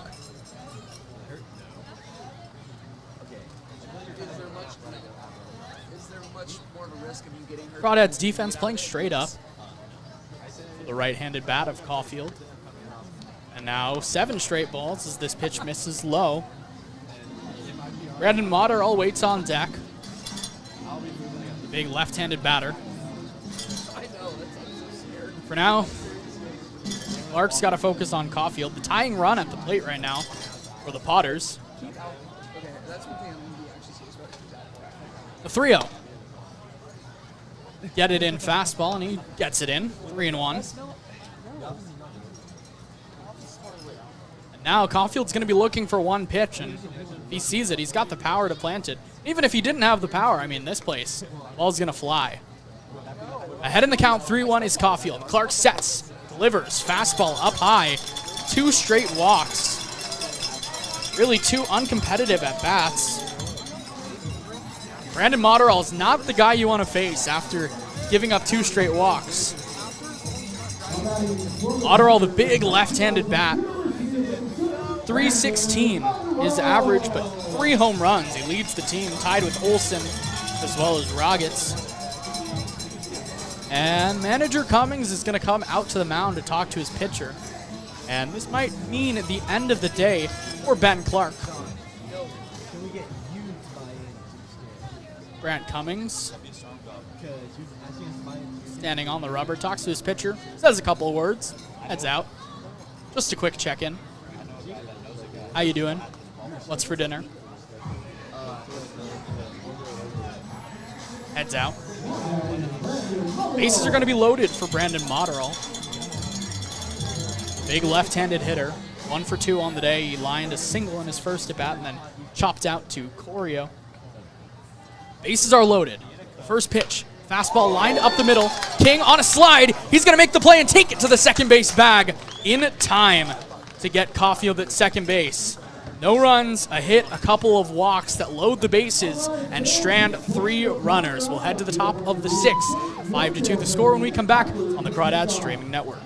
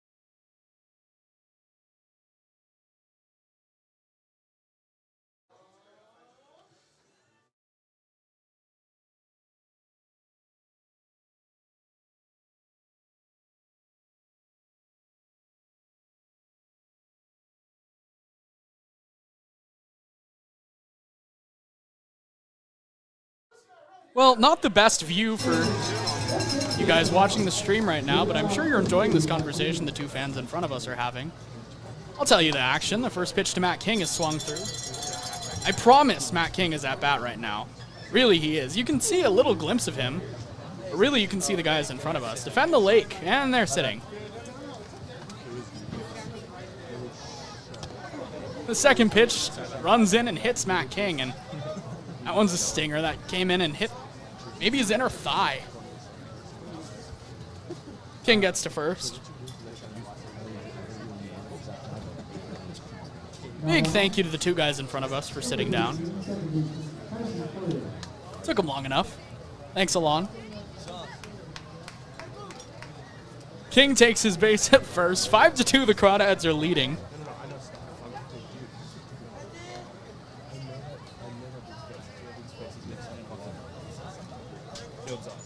King takes his lead. The first pitch from Alkire to Corio is a fastball that catches the outside corner. 0-1. Corio on the day, 1 for 2. He's hit 2 balls hard. Lined a single through the right side in his first at bat, and then hit a screamer to short that Weisenborn was able to make the play on. Pickoff move to first, but back in safely is King. Tyson Corey out of Cal Poly Slow. Same school as our assistant general manager, Daniel Rainey. The 0-1. Slider inside.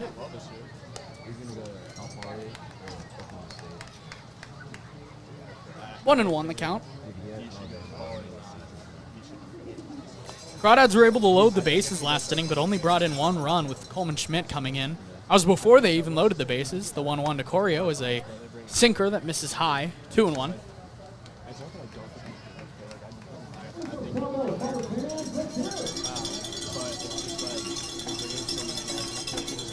Here in the top of the 6th inning, Alon to say we'll be joining you in the next inning. Austin here on the call for now. Running is King. The throw to second. Sails a little bit to the left field side, and in safely is King. You got to give it to these Potters fans. They really believe that every single call is meant to go their way. It's impressive. It's a really nice environment out here at McBean Stadium.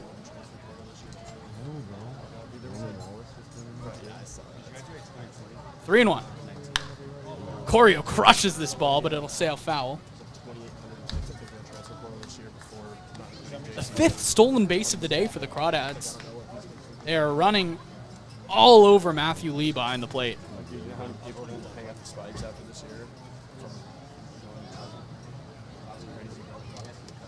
3-2 to Corio. No outs here in the top of the 6th inning. King takes his lead off second. 3-2 from Alkire. Misses outside, ball 4. Corio on base for the second time. 2 stolen bases for Coleman Schmidt, a stolen base for Brian Duroff, a stolen base for Tyson Corio, and then that last inning, a stolen base from Matt King. That'll bring up the top of the order.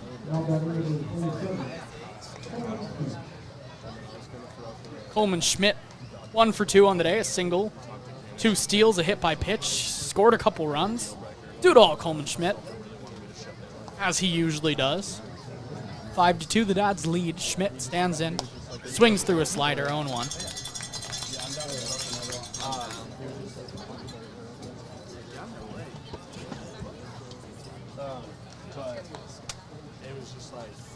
King takes his lead off second, Corio off first. Alkire checks King at second. Big looping curveball that hits the outer half, and it's 0-2. Alkire has that hard fastball, and then he can also feature a slider that maybe more of a cutter, and then he also goes to that big 12-6 curve. Any of them, he's shown the ability to get over for a strike, mostly with that curveball. The 0-2. Fastball. Schmidt swings through it. 3 pitches, 3 strikes. Nice job by John Alkire, to get the first out of the inning. It'll bring up Ryan Ellis. Ellis, the left-handed batter, stands in 0 for 3 on the day. Flew out to center field, he chopped out to second base, and then he struck out swinging. But just the second time today, the Crawdads have struck out. And something they've been really good at is preventing strikeout.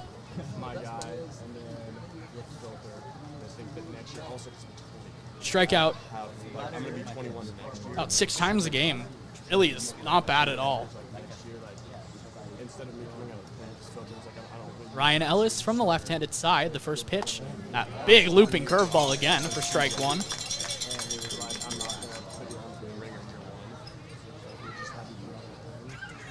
0-1 the count to Ellis. Ellis has got a lot of pop. He's not the biggest guy, but he really can swing it. Lines this one through the 5-6 hole, coming around is King, waving him as the third base coach, the slide, and he actually is upstanding.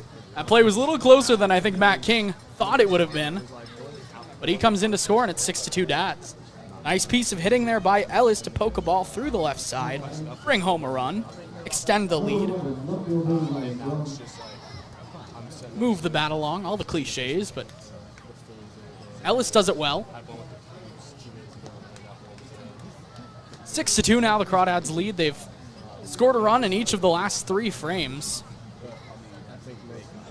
First pitch to Ryan Brome. There's that looping curve again. It's in there for strike 1. Really, the Crawdads they haven't had that big inning, but they've scored in almost every inning. They've scored in all innings but the third. The 0-1, there's that curveball again. This time it misses just a little bit low, maybe a touch inside. Count is even at 1-1. 6-2 now the score.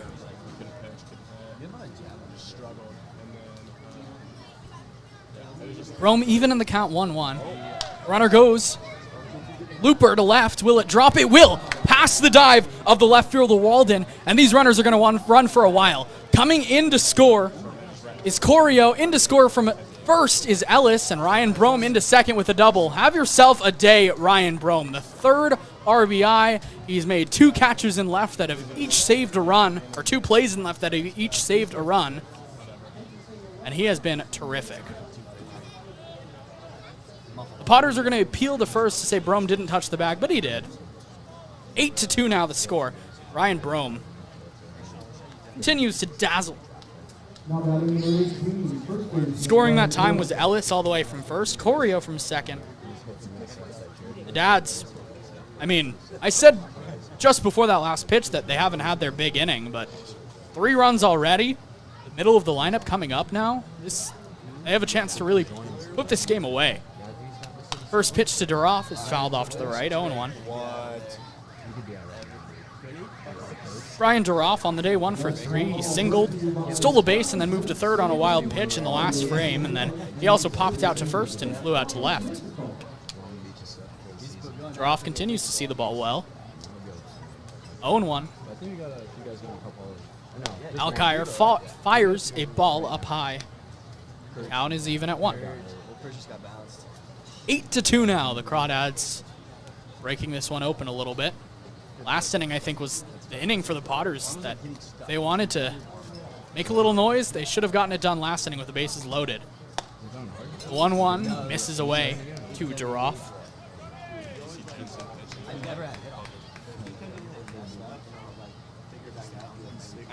Potters have a lefty warming up in their bullpen. Not sure who that is. Duroff ahead in the count, 2-1. Alkire checks second, fires. Big sweeping curve, hits the outside edge, 2-2. I don't really, I know if he ever played in inter squad very much. Did you hurt, really? I think so. That was kind of a long time ago. Alkire sets at the letters. Now is ready, the 2-2 pitch. Curveball. Pulled the string on Duroff, gets him swinging for the second out of the inning. An odd inning so far for John Alkire. A hit by pitch, a walk, a single, a double. That scored 3 runs. Other than that, 2 strikeouts on maybe 2 of the best hitters on this team, Brian Duroff and Coleman Schmidt. Looks like we're going to have a pitching change as Ryan Stevens heads to the mound. John Alkire really struggled. Gave up 3 runs this inning after managing the storm in the last one. He'll bring in Jake Torres for his first appearance of the summer. The Crawdads lead 8-2. We'll take a little break and come right back. on the Crawdads streaming network.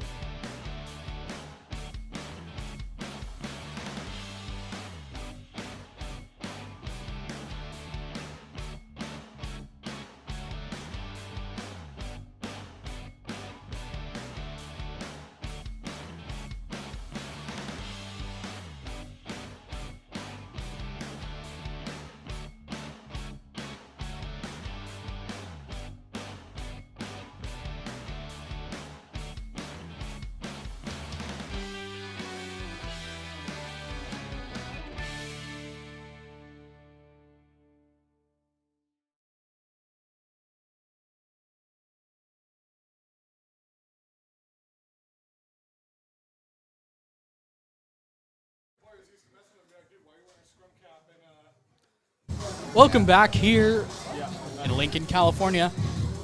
The new pitcher is Jake Torres. We were talking during this pitching change. Whenever I see a pitcher named Torres, the first name that comes to mind to me is Alex Torres, the former Padres pitcher. I believe he pitched maybe a season for the Mets, but he's of note because he was the first player to wear a pitching helmet. And it didn't look great. It was not a great look for Alex Torres, but he was solid and he was protected. Of course, the first name that comes to mind when you think of non-hitters wearing helmets is John Olerud, the former Blue Jays Mariners first baseman who famously had a head injury in college and then ended up wearing a helmet in the field. John Olerud was a really nice player. There's an award named after him. The College Two-Way Player of the Year is named after John Olerud. First pitch to Donnelly is a strike on the outside. Joey Donnelly, 1-for-1, a home run, 2 walks, 2 runs. He's had a really nice day out of the DH spot.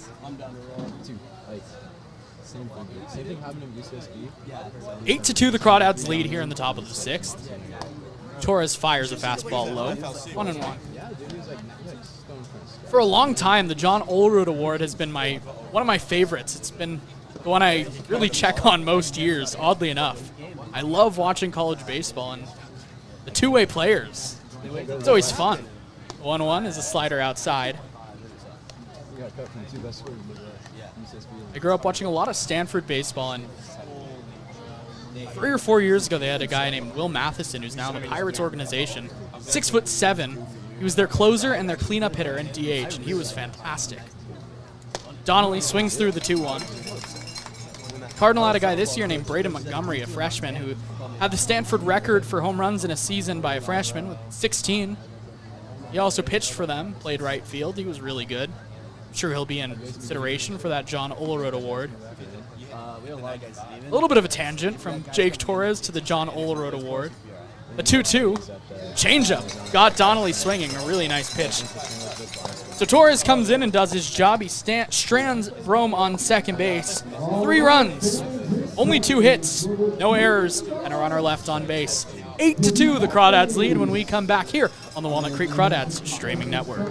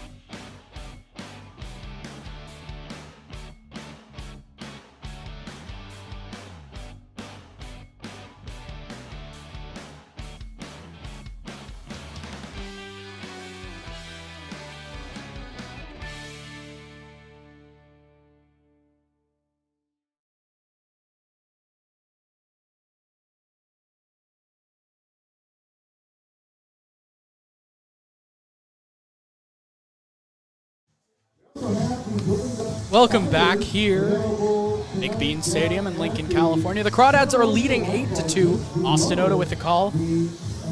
Really glad you're joining us. It's been a really fun one today. On to say we'll be back with you for the 7th, 8th, and 9th, and maybe extras. Doesn't look like we'll need to go those extra frames, but in case we do, don't worry. We'll have you covered for that one. Drew Stahl, Matt Lee, and Chase Weisenborn facing Ben Clark, who's still on the mound. Hasn't given up any runs, but has pitched through a little bit of trouble. The first pitch he throws to Stahl is a fastball that misses low, 1-0. Drew Stahl 0 for 1 today. He walked in the last at bat, went to second on a wild pitch. Struck out looking in the second. Tries to check his swing, cannot hold up on an off-speed pitch, and the count is even at 1.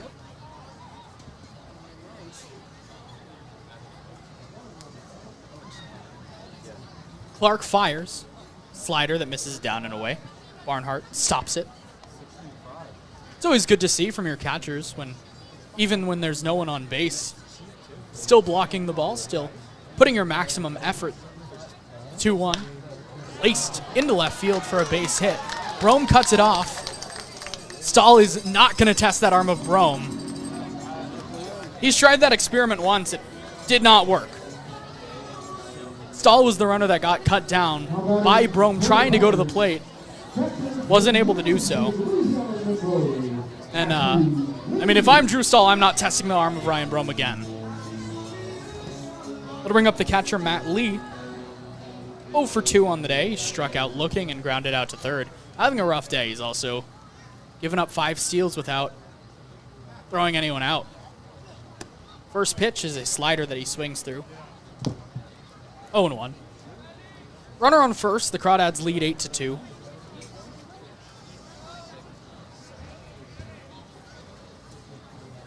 Clark comes set.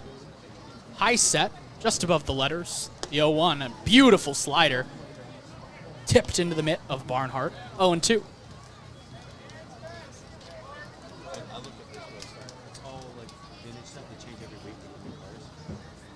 Clark shakes off the sign.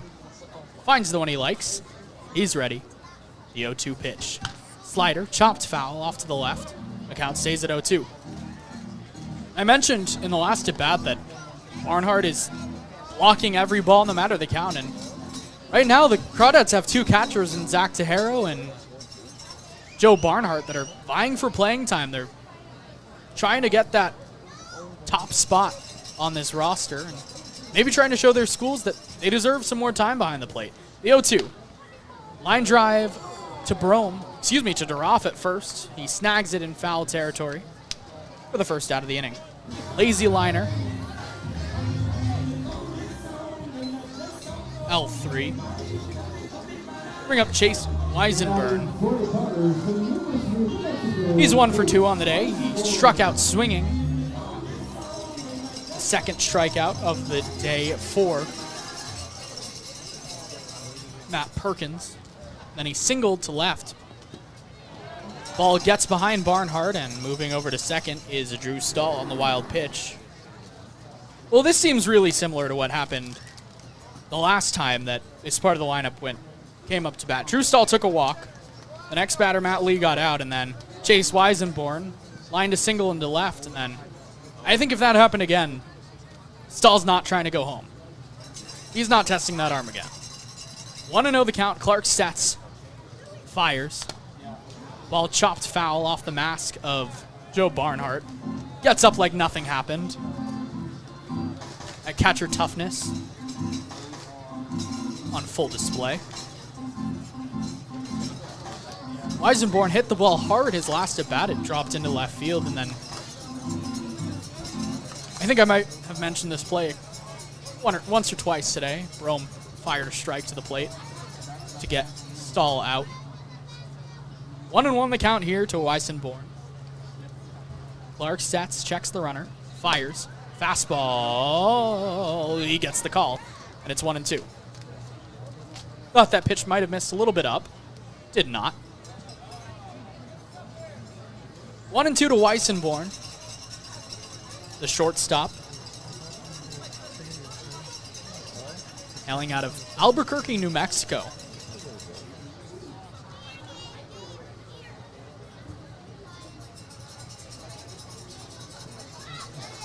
Behind the count 1-2.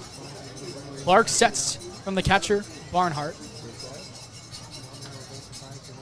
Takes a deep breath and fires. Slider. Nice pitch. Tried to get him to chase. Wasn't able to. The count is even at 2. Standing on deck is Jeffrey David. Man of 2 first names.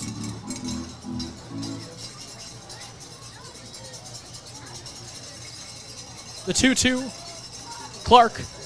High set. He's ready. He fires. Fastball. Oh, same spot as that 1-1 pitch, but he doesn't get the call on this one, and the count is full at 3-2. Looked good coming out of the hand, but he wasn't able to get the call on that one. Now, he's got to come in. 3 balls, 2 strikes, 1 out. 8-2, the Crawdads are leading. Here it comes. Slider right down the pipe. He gets the call. Nice pitch from Ben Clark. Second time he's gotten a strikeout looking on that slider. And the University of New Mexico player, Chase Weisenborn, will flip the lineup card over to another University of New Mexico player, Jeffrey David. David 0 for 2 on the day. He popped out to second. He walked and scored a run, and then he also chopped out to the second baseman, Corio. 0 for 2.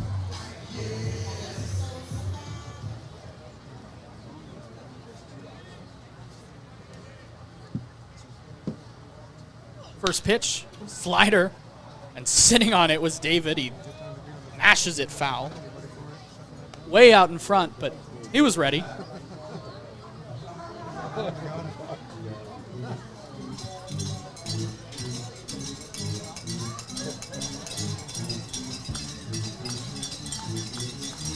Oh, 1 is the count to Jeffrey David, the right-handed batter. Open stance, hands held right behind his right ear. Fastball outside. Count is even at 1. Really nice crowd here at McBean Stadium in Lincoln. About an hour and a half drive from us back in Danville. 1-1. Clark checks the runner on second. Delivers. Fastball way up and away. Got off the mask of Barnhart. I think Barnhart might have been crossed up there. He'll go talk to his pitcher, Clark. Count is 2-1. The runner, Stahl, moves up to third.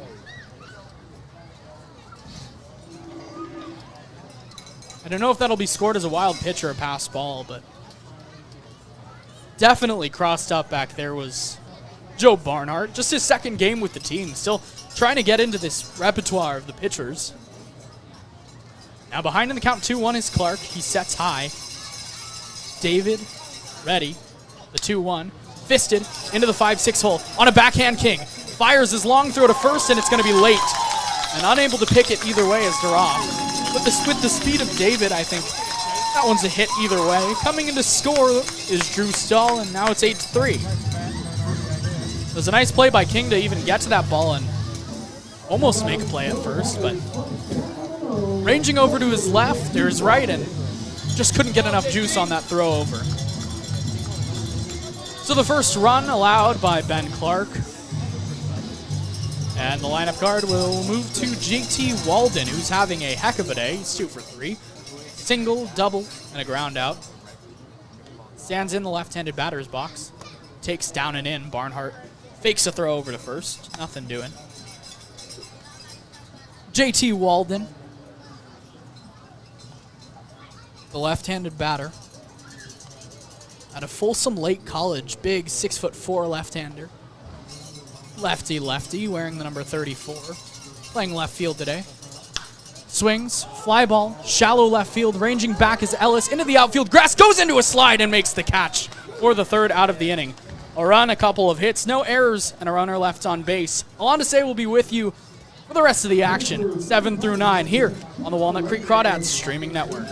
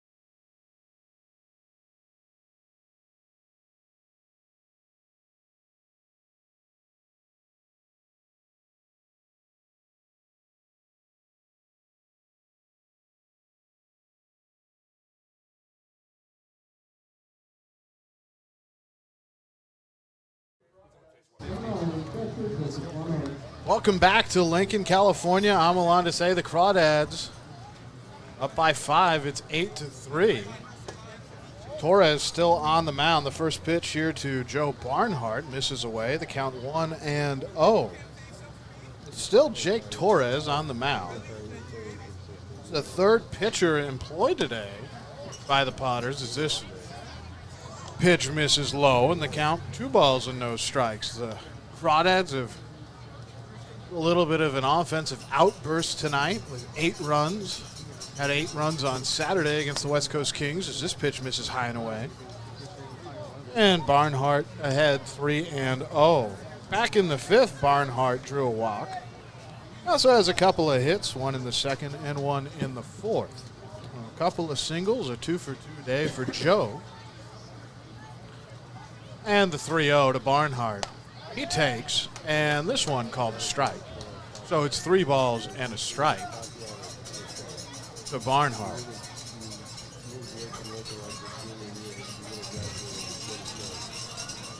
Torres delivers and misses here.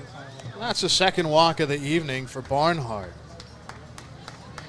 So far, here in the top of the 7th, the line score, 8 runs on 8 hits. Just the 1 error for the Crawdads today defensively, which is a great sign for them. Had trouble on the defensive end at times. You can only see the 1 error. That's really productive for this squad. For Lincoln, 3 runs on 8 hits.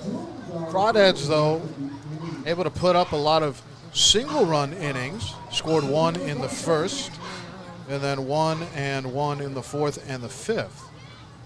Pitch here. This misses low as it's Kavares Tears in the batter's box. On deck is Matt King. Kavares Tears has been on base once, but it was via the fielder's choice. So he's still looking for a hit. He's 0 for 3. Second pitch here to Kavares, and this misses low, and he's in the driver's seat. 2 balls and no strikes. Crawdads will be on the road again tomorrow. It'll be against Sonoma at 6:05. As this pitch misses low, and a good job by Lee making sure it doesn't get away from him. Well, Barnhart will have to stay over at first. But it's the top of the 7th, and the Crawdads with a 5-run lead. Heard Austin Oda call a lot of well-hit balls for the Dads as this pitch is chopped foul and the count 3-1. Elsewhere around the CCL, in the top of the 9th in San Luis Obispo, at Sinsheimer Park, the Blues are crushing the Academy Barons, who are visiting 10-1.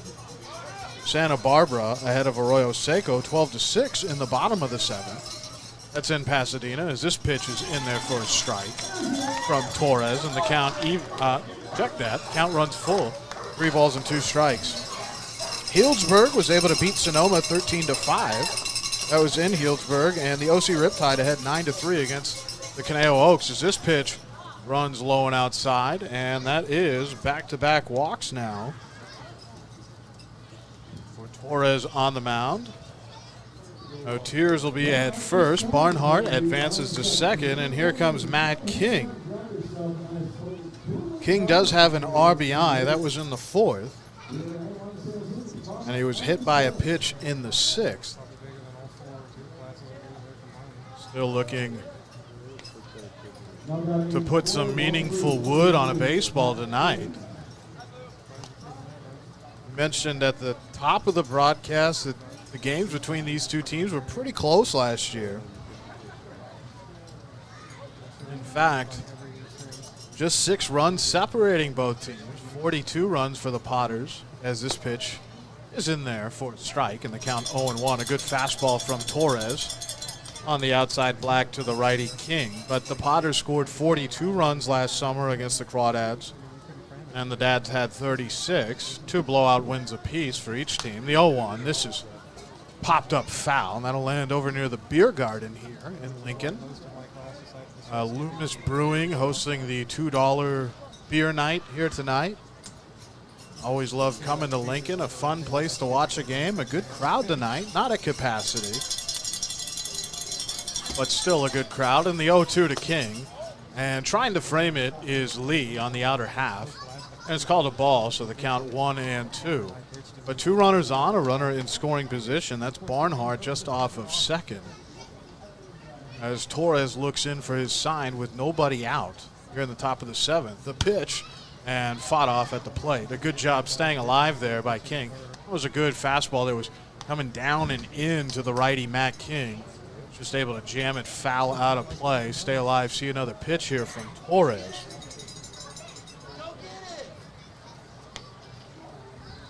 Torres, the 3rd pitcher tonight for the Potters. Susak had the start. 4 2/3. The 1-2 pitch. And this is hit on a line into center, but under it is David. And tagging up now is Barnhart, and he'll make it to 3rd from second. So 1 away. A good job by David to get under that ball. It was kind of tailing away from him. It started in center, ended up in right center. But runners on the corners with 1 out now. So at least King able to move Barnhart over to the 3rd. And here's Tyson Corio, who walked in the 6th, had an RBI single in the 2nd. He's 1 for 2. Corio, the righty, in against the lefty Torres. Torres fires, and a good fastball on the outer half for strike 1.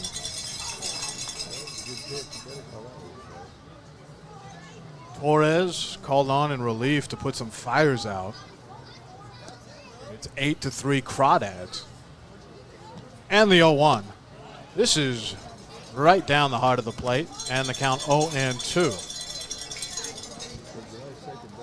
Corio playing at second base tonight for the Dads.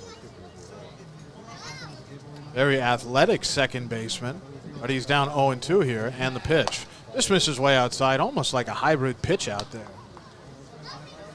Don't know if Kavares is going to take off in a 8-2 ball game.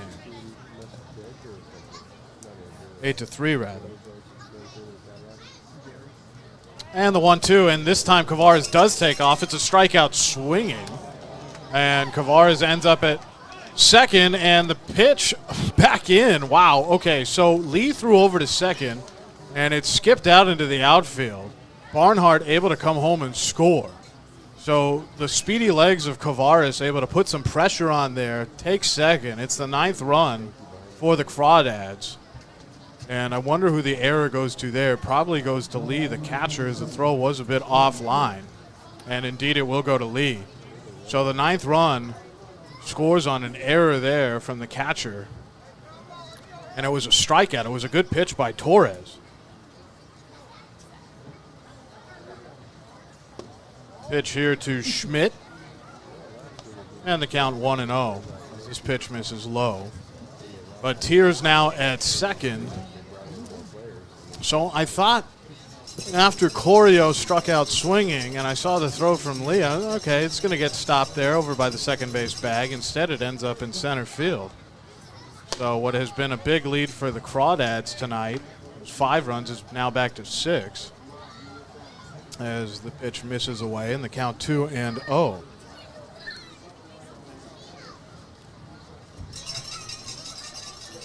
Torres was a freshman at UNLV a couple of years ago. 2-0 pitch. This hits the outside black and the count 2-1. Schmidt kind of thinking there, looking back at the home plate umpire, thinking that was outside, but it's a 6-run ball game. The Crawdads lead 9-3. Torres looks back at second, and the 2-1. This misses low and in. And the count 3-1. Yeah, just the one big run win last summer for the Dads against Lincoln. That was an 8-3 contest. Tonight it's 9-3. This is the first game that these teams have played against each other this summer. Crawdads' first night on a 3-game roadie up north. And Schmidt is ready to see the 3-1. Torres delivers, and Schmidt takes all the way. That's a fastball, a good one for a strike. And the count 3 balls and 2 strikes with 2 outs. But Kavares tears over on second. A couple of walks here from Torres. Kavares with the steal. 6 stolen base tonight for the Dads. A 3-2 to Schmidt, and he swings right through it. But Torres gets out of it. But it is now 9-3. Schmidt is now struck out in consecutive at-bats. But the Crawdads up by 6, 9-3. Bottom of the 7th coming up. We'll see if it's still Ben Clark on the mound or if there will be a new pitcher when we return here on the Crawdads streaming network.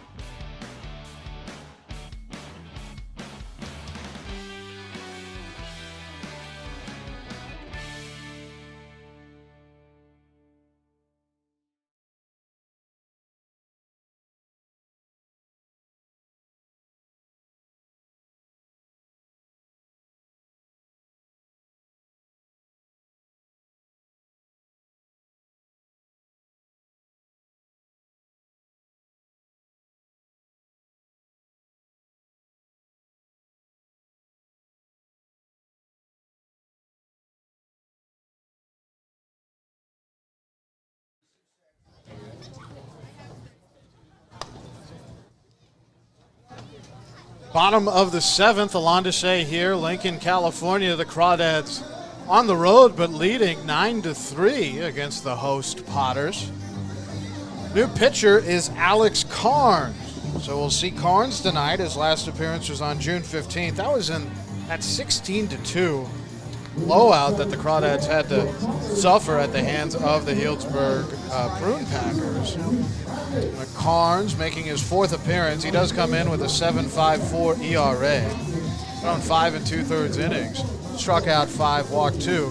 Fortunately for Carnes, he's given up 13 hits, and it'll be 3, 4, and 5 for Carnes to face Ragaz, Olsen, and Caulfield.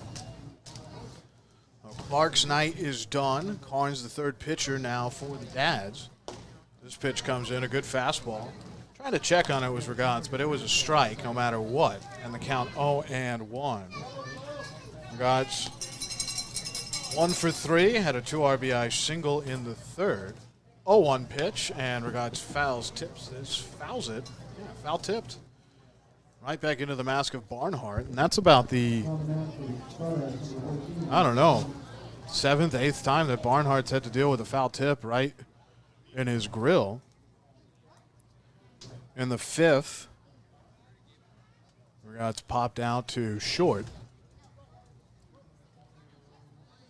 Olsen on deck, Caulfield in the hole. The 0-2 pitch from Carnes, and it's swung on in the dirt, or in the turf rather. It's picked up by the catcher, thrown on to first. So that's a strikeout for Carnes. Good job there by Barnhart. Make sure it doesn't get by him on that really tough turf to play on here in Lincoln, and able to get it over to first. So Ragaz is dealt with, and he's put out 2-3. And here's Justin Olsen. Carnes' 6th strikeout of the summer. He just recorded it. And the pitch here to Olsen. This is hit on the ground. Going to be a tough sliding play for Corio as it does get by him into right field. And that'll be a 1-out single for Justin Olsen, who is now 1 for 3.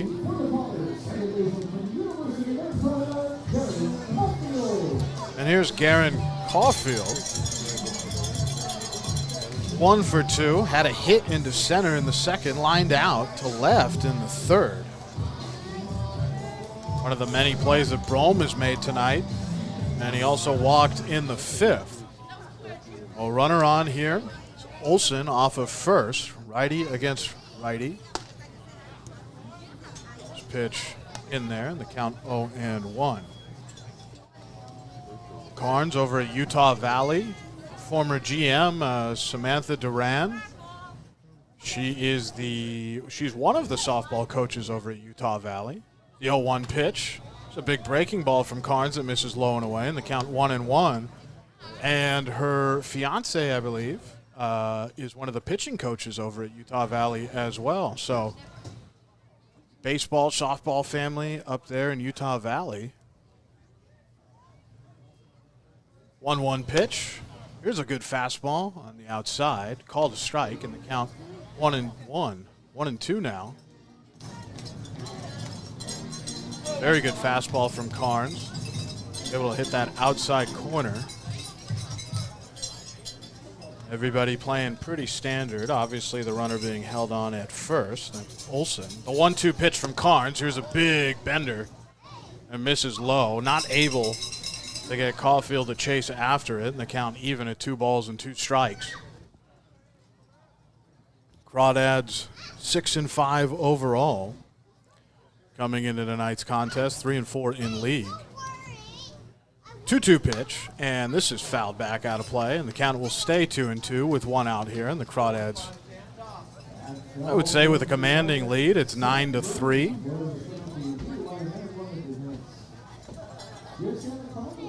Wonder if Carnes will also pitch the 8th, and then who we'll see in the 9th if things stay the way they are now for the Dads.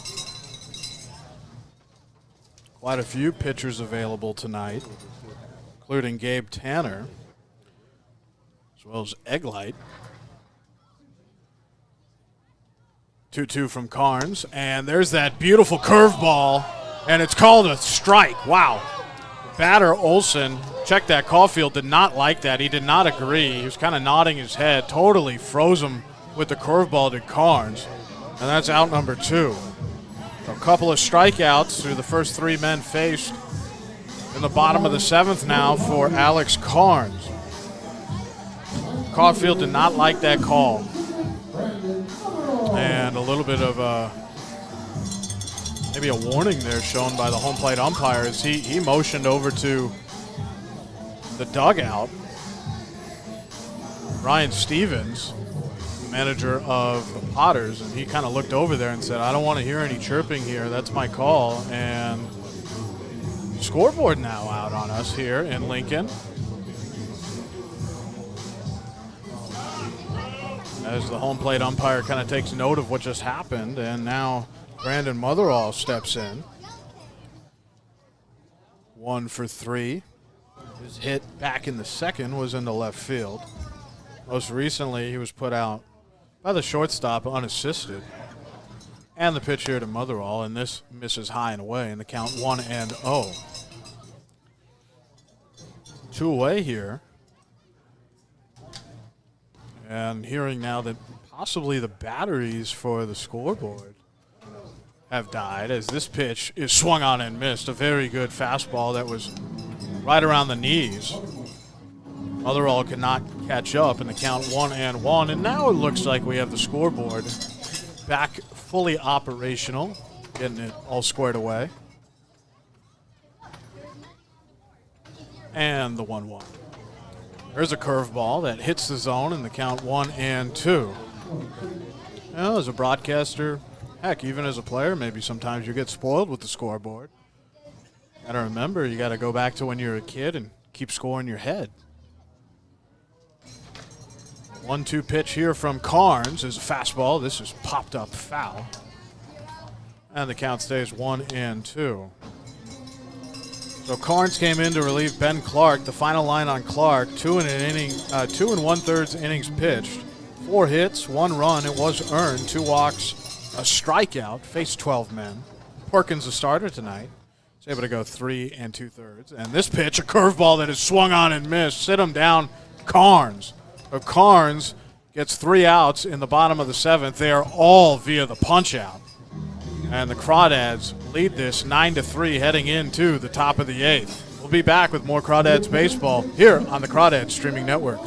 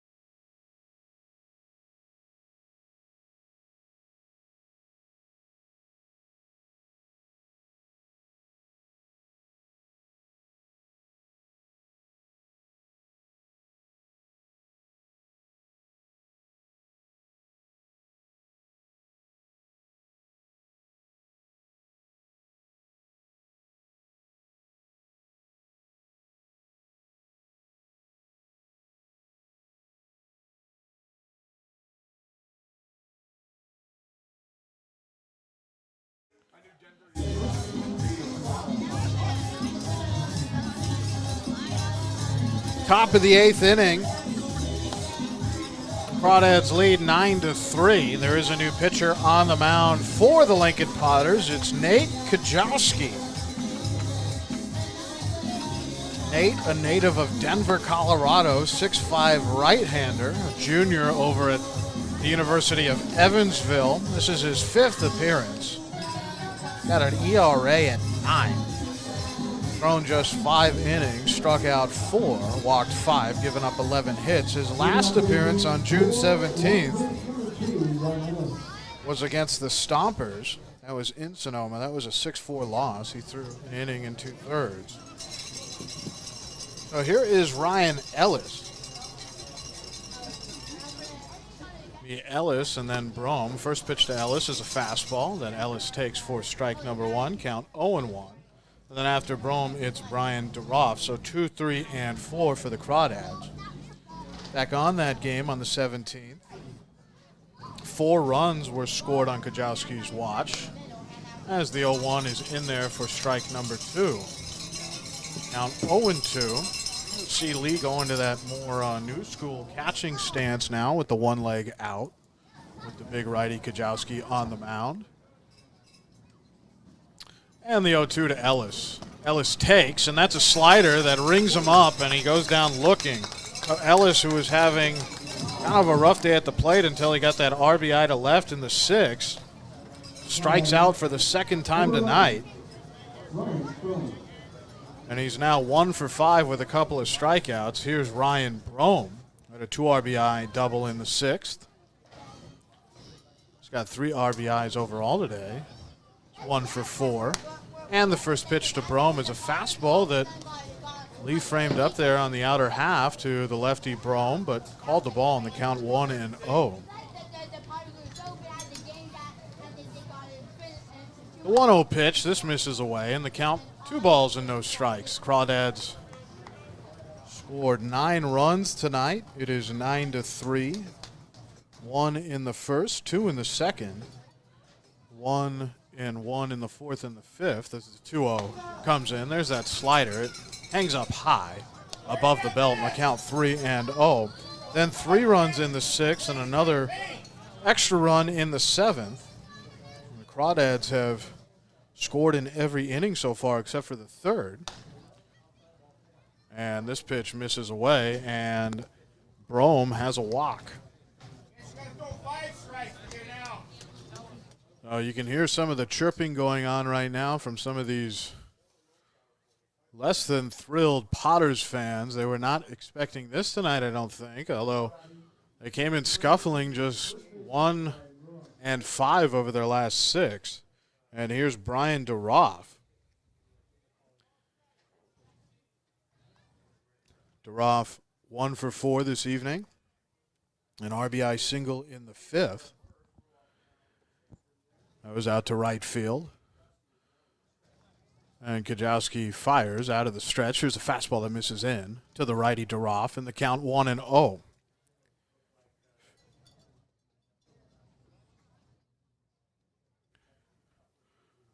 Brome just off of first.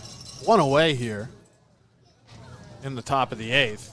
This pitch is chopped, and it'll go foul down the third baseline. They count even at 1-1. Crawdads have collected 8 hits this evening. They've done a really good job of something that Austin and myself have both been kind of harping on. Got to drive these runners in when you get them on base. They've also done a great job with 6 stolen bases. Very aggressive tonight. Really forcing Lee to work out there behind the plate. The 1-1, and this is a fastball that drifts low, and the count 2 balls and a strike.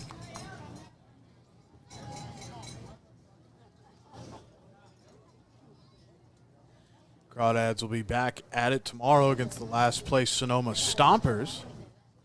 Game will be in Sonoma. 6:05 first pitch. We'll have that for you here. 2-1 pitch. Here's a slider that misses high, and the count 3-1.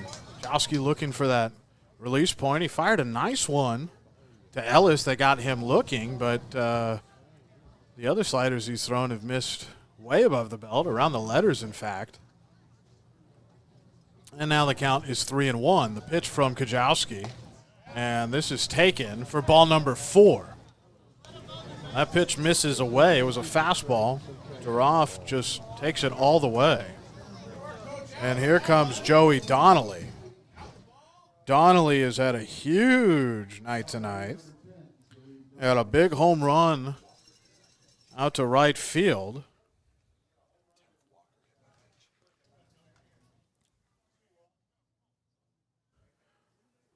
And hearing up here in the press box from Jordan, the sports information director for the Potters. He does just about everything for them.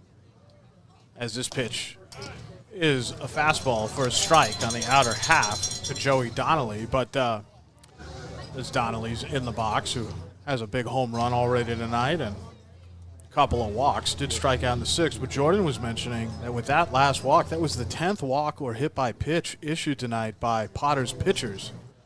0-1. And Donnelly takes this the other way out into left, and it'll hang up long enough for Walden to put it away for the second out.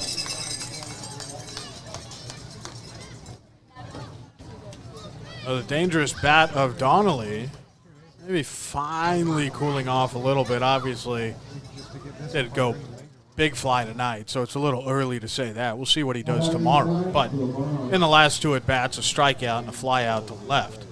So here is Joe Barnhart. He's walked a couple of times, once in the 5th and then the 7th. Come around to score. But he's 2 for 2 with a couple of singles. And the runner from second goes, and that'll just be a free bag over at third. Brome now at third base. Duroff still at first. Don't think they will score that as a steal. And the 0-1 pitch just misses away. And indeed, yeah, defensive indifference for that one. So just a free bag taken with 2 away here.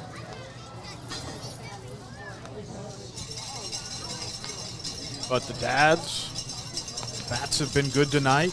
Pitching has been equally as good. Some rough moments for Ben Clark, the 1-1. And this Mitch is inside in the count 2-1. Also, there were some precarious moments there for Perkins earlier in the game, especially in the 4th inning when he was getting behind some hitters. Perkins went 3 2/3 innings, gave up 4 hits, 2 runs, both earned. had 2 walks and 3 strikeouts. Faced 17. Is this pitch an off-speed changeup in there for a strike, and the count now has 2 strikes on the board.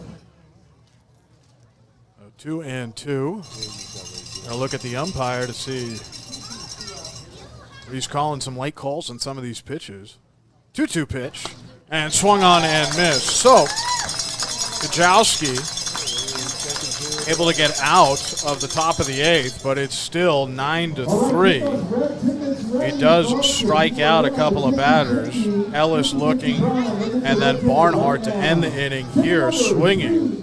Crawdads were able to get 2 on and then 1 into scoring position. Brome at second and then steals third. And he got on base because of the base on balls, but the Crawdads not able to drive any extra runs in. So still just a 6-run lead here for the Crawdads. Could be a lot more, but I'm sure manager Brant Cummings is happy with the 6 they have. And it's 9-3. Bottom of the 8th coming up here on the Crawdads streaming network when we return.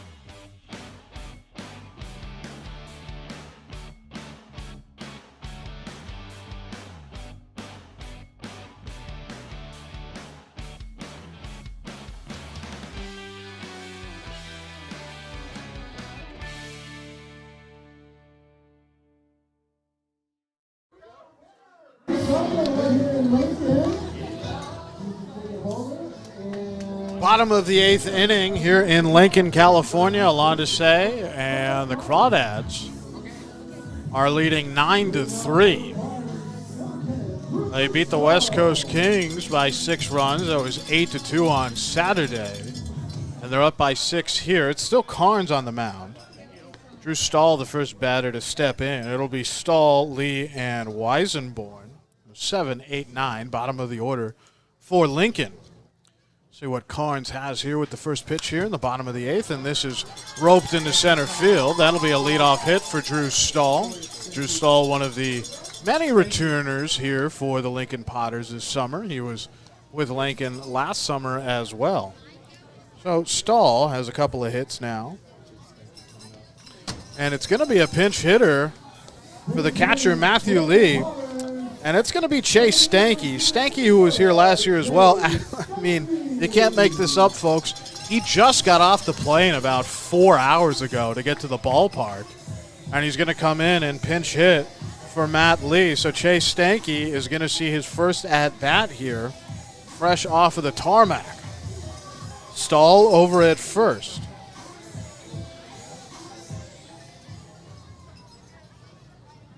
Carnes going to have to deal with one of the better hitters in the CCL. First pitch is a fastball that misses away to the lefty Stanky. And the count 1-0.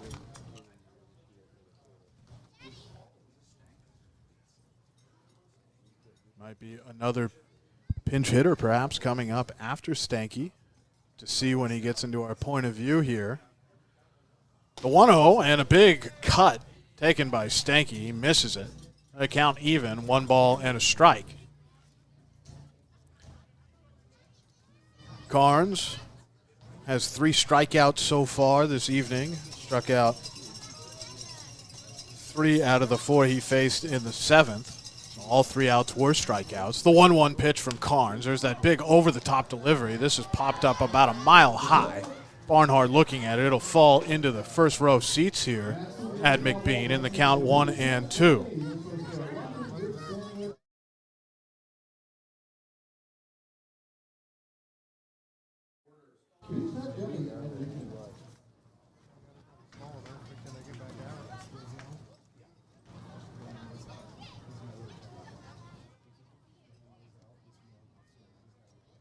The pinch hitter on deck is Brennan Roselle. So he's coming in for Weisenborn. The 1-2 pitch. This misses low. Good job there by Barnhart to make sure that pitch doesn't spike and get away from him. And the count, 2 balls and 2 strikes. So a couple of returners here. Actually, Stahl a returner, Roselle a returner, and the man in the box right now, Stanky a returner for Lincoln. So a good job of retention by Ryan Stevens and his Lincoln Potters crew. And everybody does the recruiting for them. The 2-2, and this is fouled away as well. Down the left field line. That'll land past the Crawdads dugout. And the count stays at 2-2. Carnes still looking for out number 1. We're here in the bottom of the 8th. It's a 9-3 lead right now for the Crawdads. But anything can happen, especially here in Lincoln. We've seen a lot of runs get scored in bottom half of the innings, especially last summer, as this curveball is looped out into center. Running on it is Schmidt, and he has it right before the warning track for out number 1.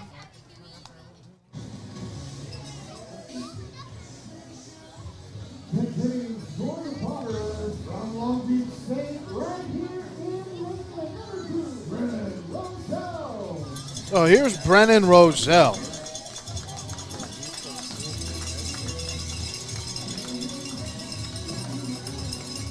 Roselle from Long Beach State, so a dirtbag up in the box. Take his hacks from the right-handed stance. 2 away. Runner on first.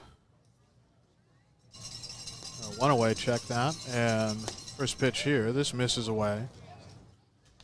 And the count 1-0. Kind of some funky gremlins out there in the scoreboard. And I'm being a little lazy right now, looking at it. Tell me what's going on. And the 1-0 pitch, this gets away from Barnhart. That'll be a free bag there for Drew Stahl. Drew Stahl now at second. And the count 2-0.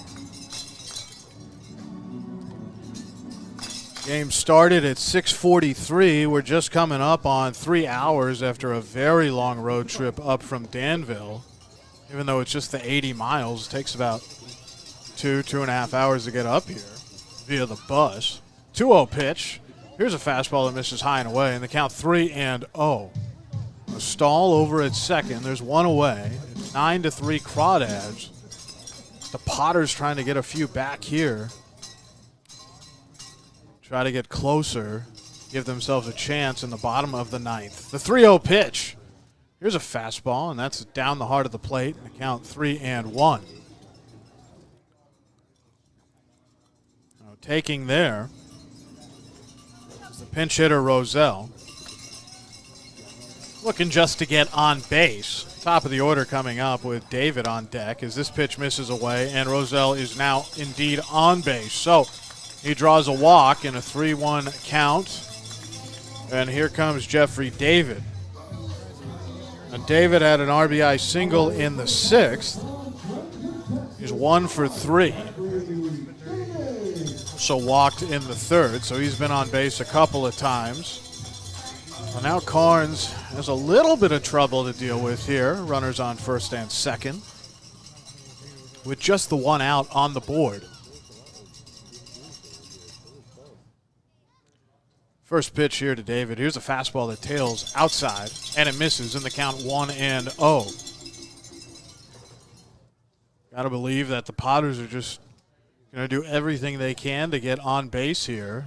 Carnes have to make some good pitches out of the stretch. 1-0 pitch. Here's a fastball. This misses low and away, and the count 2-0. Not sure if manager Brant Cummings wants to bring too many more men out of the pen. He does have, it looks like, a righty warming up right now. Some rustling down there in the bullpen for the Dads. The 2-0 pitch is chopped over to short. King has it, goes to second for 1. The relay is offline. A good slide to break things up there by Roselle. But Stahl does advance to third. And they're now 2 away. So an out at second. Runners on the corners now.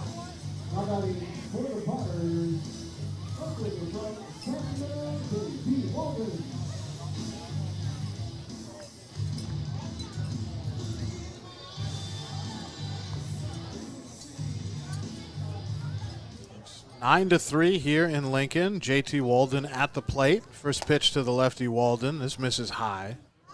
A curveball that Carnes started high and it stayed high above the belt, and the count 1-0. Walden had a double in the third and a hit in the fifth, so a double and a single. 2 for 4 so far. 1-0 pitch. This is a fastball that's fouled into the netting down the first base line. A little hop off the infield turf after it made contact with the bat of Walden, and the count even at 1-1.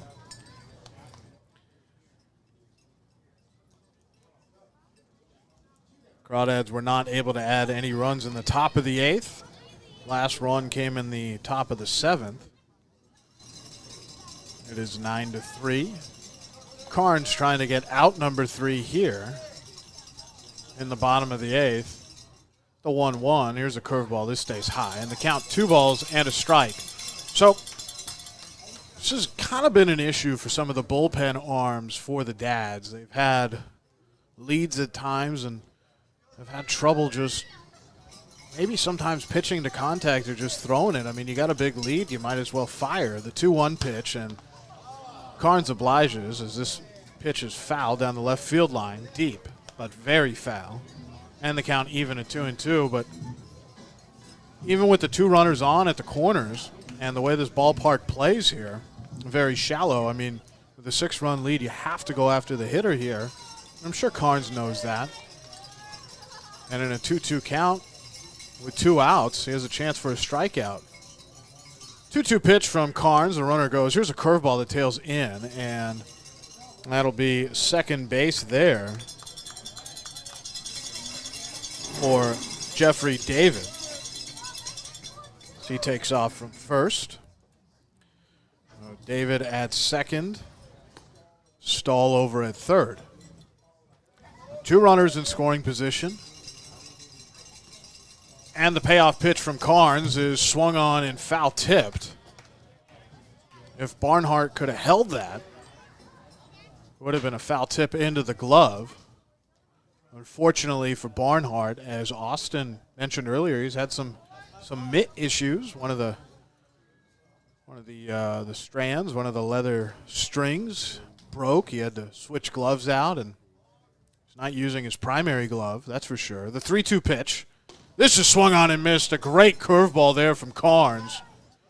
And he gets out of the bottom of the 8th. The Crawdads still with a 6-run lead. Good job by Carnes walking the tightrope, leaving 2 runners stranded on second and third. So 9-3, top of the 9th coming up. The Crawdads have a chance to add a few more runs here before they try to close things out when we return on the Crawdads Streaming Network.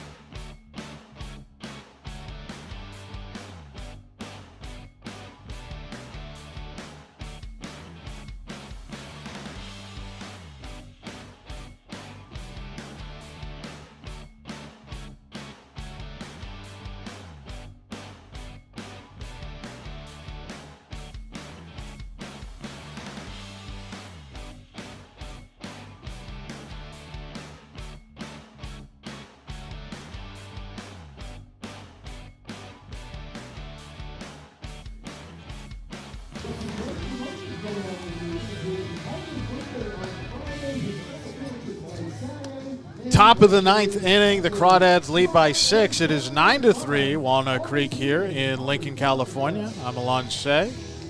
Austin Oda had the middle innings. Closing things out here tonight, Crawdads trying to do the same. A team that they faced 10 times last summer. Were able to get 4 wins out of those 10, and we get off on the right foot here in this first contest between these two teams this season. Try to get on the winning side of this Northern Division matchup here in the CCL. There is a new pitcher for the Lincoln Potters. It's Hunter Hayes. So Hayes comes in. It's the 5th pitcher. Let me make sure that's right. Yes, he's the 5th pitcher tonight for the Potters. So he comes in for Nate Kajowski, who goes in an inning, does walk 2, strikes out 3, faced 5, didn't allow any hits or any runs. Hunter Hayes is called on. This is his 3rd appearance. He has an ERA at 6, only thrown 3 innings. Struck out 6, hasn't walked anybody. Well, the first pitch from Hayes is a fastball. Looked like a good, lively one. Just missed a bit outside to Guevara's Tears. For the Crawdads, it's Tears, King, and Corio. So Tears ahead, 1-0. Tears walked in the 7th. As this pitch, he hits this very hard on the ground into left field. It gets through the gap there on the left side, and Tears has a leadoff single here in the top of the 9th for the Dads, who are always looking for more runs. I mean, no lead is safe in baseball. There's no clock. Even in a 9-3 ball game, got to keep trying to drive in runs if you're the Dads, or really if you're any team. So here is Matt King. That was the first hit of the evening for Tears. Now 1 for 4. As King steps in, the righty delivers to King, and that's a good fastball. On the outside, black for strike number 1. Hunter Hayes, 6'2". He'll be a senior at the University of Pacific. Delivers from the right shoulder. That's where the ball comes from. That's where the mechanism is operated from, as this pitch misses low and away. There's a very good fastball. No velo gun here at McBean Park. But you can tell that's really snapping the glove of the new catcher, Stanky. This pitch is swung on and missed, and the count 1-2. Now Stanky, the new catcher for Lee. We mentioned Stanky when he came up to pinch hit. Just getting off the plane. This pitch is fouled away, and the count 1-2. Also Roselle came in to pinch hit. A couple of pinch hitters last half inning.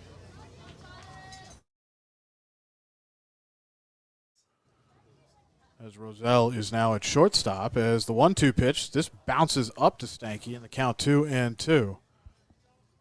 But already you can tell there's a different comfort level there behind the plate between Matthew Lee, who started tonight's game at catcher, and now Chase Stanky, who's in at catcher. The 2-2 pitch, and this is fought off, and staying alive is Matt King.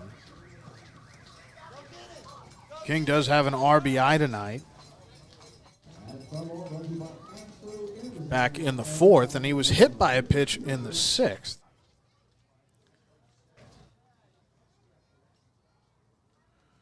And the 2-2 is a pitch outside that King cannot lay off of. And that's out number 1. The King goes down swinging. And here comes Tyson Corio. Corio, 1 for 3, an RBI single in the 2nd. Also has a stolen base tonight. And the pitch here to Corio as he fouls this high and out of play. The count 0-1.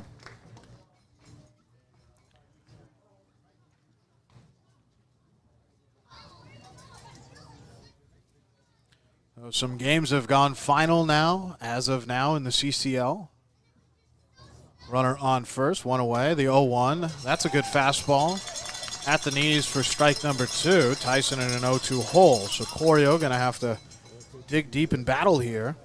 Tears just off of first. San Luis Obispo has just beaten the Academy Barons 10-1. That's in San Luis Obispo. That game was at Sinsheimer Park. As this pitch is swung on and missed, and that's a strikeout swinging there. So back-to-back punch-outs for the new man on the mound, Hunter Hayes. So after Tiers is able to get on base with a hit to left, 2 straight strikeouts. Hayes has some good velocity, and he's using it. And here comes Coleman Schmidt. So Schmidt has been very good in the leadoff spot tonight, has 2 stolen bases. Came around to score back in the first. Does have a hit. So far, 1 for 4 as this pitch is a strike in the count 0-1. Elsewhere in Healdsburg, the Prune Packers and another blowout win. So a lot of blowouts going on right now in the CCL. 13-5 against Sonoma. A lot of runs being scored. And the 0-1 from Hayes is cut on and missed by Schmidt. Crawdads kind of taking some bad at-bats here against Hayes. You know, going after some pitches that they can't do a whole lot with, and obviously sometimes the focus kind of drifts when it's 9-3. But still, got a chance for more with Cavares on first. The 0-2, and this is on the outside corner for strike number 3. So after giving up the leadoff single to Cavares Tiers, Hunter Hayes is able to strike out 3 in a row. And we are heading into the bottom of the 9th. The Crawdads do get Tiers onto first, but they strand him. So just the 1 hit, obviously no runs. It's still a 6-run lead, 9-3, bottom of the 9th coming up. We'll see who's on the mound for the Dads when we return here in Lincoln, California on the Walnut Creek Crawdads streaming network.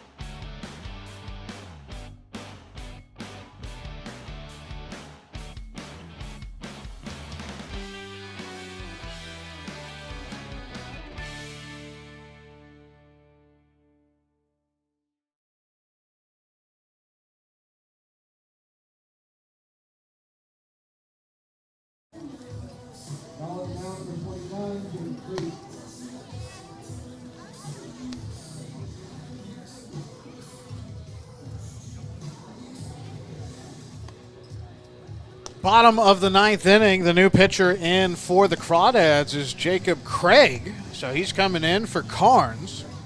Have a line for you on Carnes in a moment here, but Craig, usually a position player for the Crawdads, but we've seen him pitch a few times. This is his 3rd appearance. Still has not given up a run. He's struck out 4 so far, just given up 1 hit. So Craig has been very good when needed out of the bullpen. One of those position players for Brant Cummings this summer who can also pitch, the other being Jack Ben-Shoshan, who we usually see in the outfield. 19, Matty Thomas.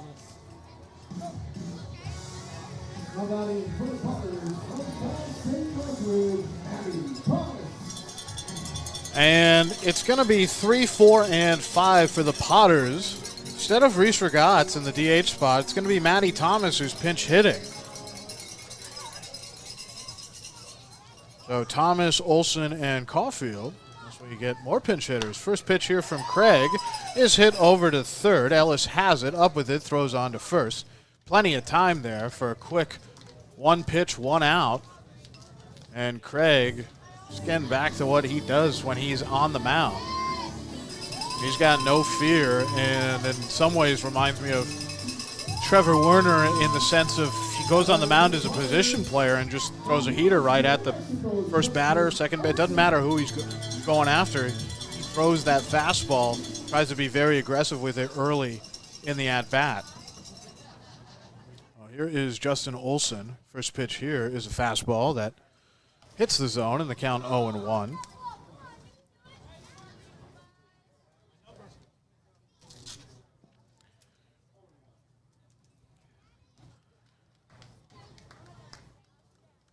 The 0-1 to Olsen. Olsen takes here. Trying to change speeds on him was Craig. Misses a little high. It's called a ball, and the count even at a ball and a strike. One away. Crawdads 2 outs away from a 9-3 victory.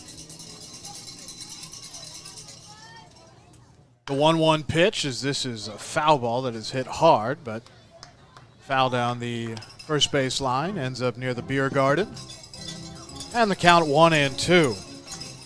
Olsen tonight had a hit to right in the 7th.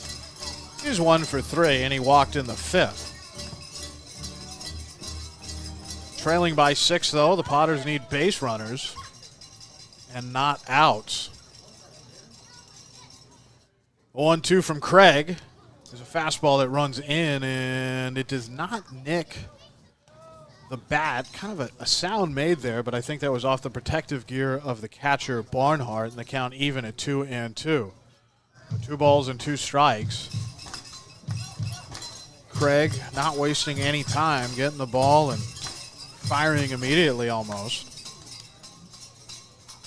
And the 2-2. This is popped up high, and that will drift out of play. That will land on one of the awnings here at McBean Park.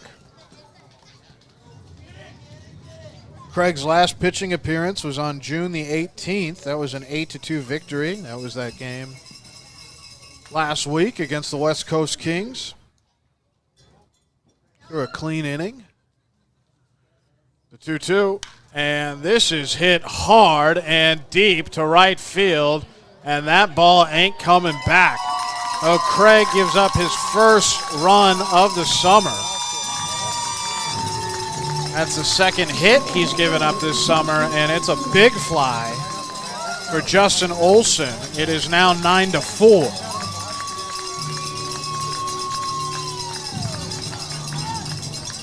The Potters getting a little bit of life here. You can hear the crowd kind of coming alive, and they want to keep that going. That was just a cookie there that Craig laid in. Olsen, with the big lefty bat, did the rest. Pull power to the right side. But Craig going to have to shake that off and go right back to work here against Garen Caulfield. As Caulfield now in the box. Righty against righty. A first pitch, and Caulfield hits this high down the right field line, and that will land foul. And the count 0-1. Good amount of foul territory here. Open bullpens at McBean Park. Similar in some ways to Monte Vista High School, where the Crawdads are calling home this summer in Danville, California. And the 0-1 from Craig. And here's a good pitch, and it's in there for a strike. The count 0-2. Caulfield is 1 for 3. Had a hit to center in the 2nd, a walk in the 5th. Did strike out in his last at-bat looking. And the 0-2. This is fouled out of play. And the count stays 0-2. Final line on Carnes. 2 innings pitched, 2 hits given up. Just 1 walk and 4 strikeouts. He faced 9. Didn't give up any runs. Until that solo shot by Justin Olsen. The Potters hadn't scored since the 6th, and then before that, a gap until the 3rd as this pitch misses. Close pitch there for Craig. I think he wanted it. And the count 1-2. Now staying alive is Caulfield here. A little bit of a gift. And Craig sets the pitch. This is hit softly, and that'll land into right field. Gets past the second baseman, Corio. Made a run on it, but it was hit perfectly into that gap on the right side, and there's a runner on. Caulfield now over at first, and here comes Brandon Motherwell. Motherall 1 for 4. Had a hit in the second to left. Manager Brant Cummings obviously does not want to use another pitcher tonight. It's 9-4 Crawdads, 1 out. Motherall in the box, a runner on first. Here's a fastball that misses away to the lefty Motherall. And the count 1-0. Crawdads will be back in action tomorrow at 6:05 against Sonoma.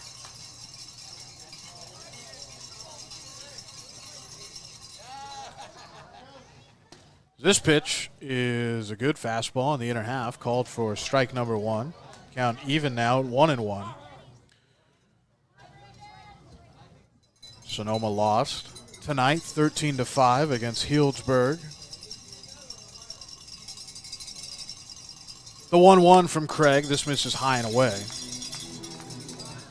And the count 2-1. Santa Barbara was visiting Pasadena down at Jackie Robinson Memorial Field. That's right in the shadows of the Rose Bowl. Really cool place to be. But Santa Barbara went down there and beat the home Arroyo Seco Saints 12-9 as this pitch is hit on the ground. A sliding stop there made by Corio, who then flips on to first. A nice dive and a good slide across the turf along his belly. And then able to come up with the ball was Corio and get it over to Duroff for out number 2. A runner in scoring position now, however. Caulfield does advance to second after Motherall grounds out 4-3.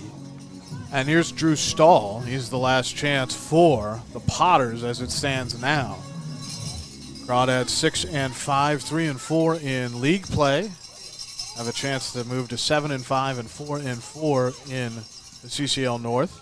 First pitch here to Stahl is a fastball that misses high and in, right around the hands, and the count 1-0. Down at the Great Park tonight, the OC Riptide beat up on the Conejo Oaks 10-5. That was down there in Irvine.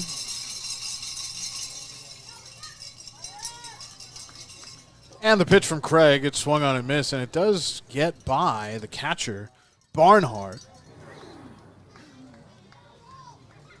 So Caulfield does advance to third. Kind of looking there to see if it made any contact with the bat. It did not. The count even at 1-1. Caulfield now at third base, but his run doesn't really matter here at this point. In a 9-4 ball game. Lincoln has actually out-hit the Crawdads. They have 12 hits tonight, but just 4 runs. Both teams with an error each.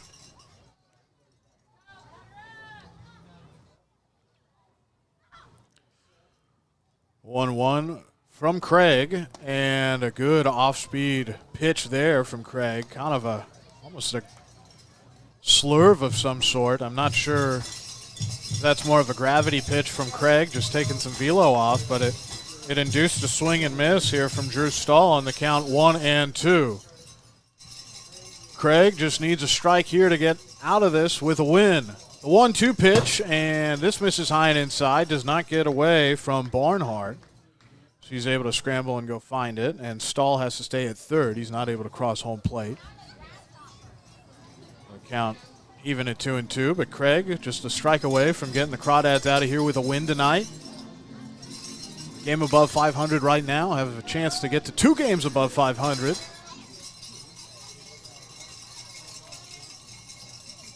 And the 2-2 from Craig. It's just chopped down the third base line and foul.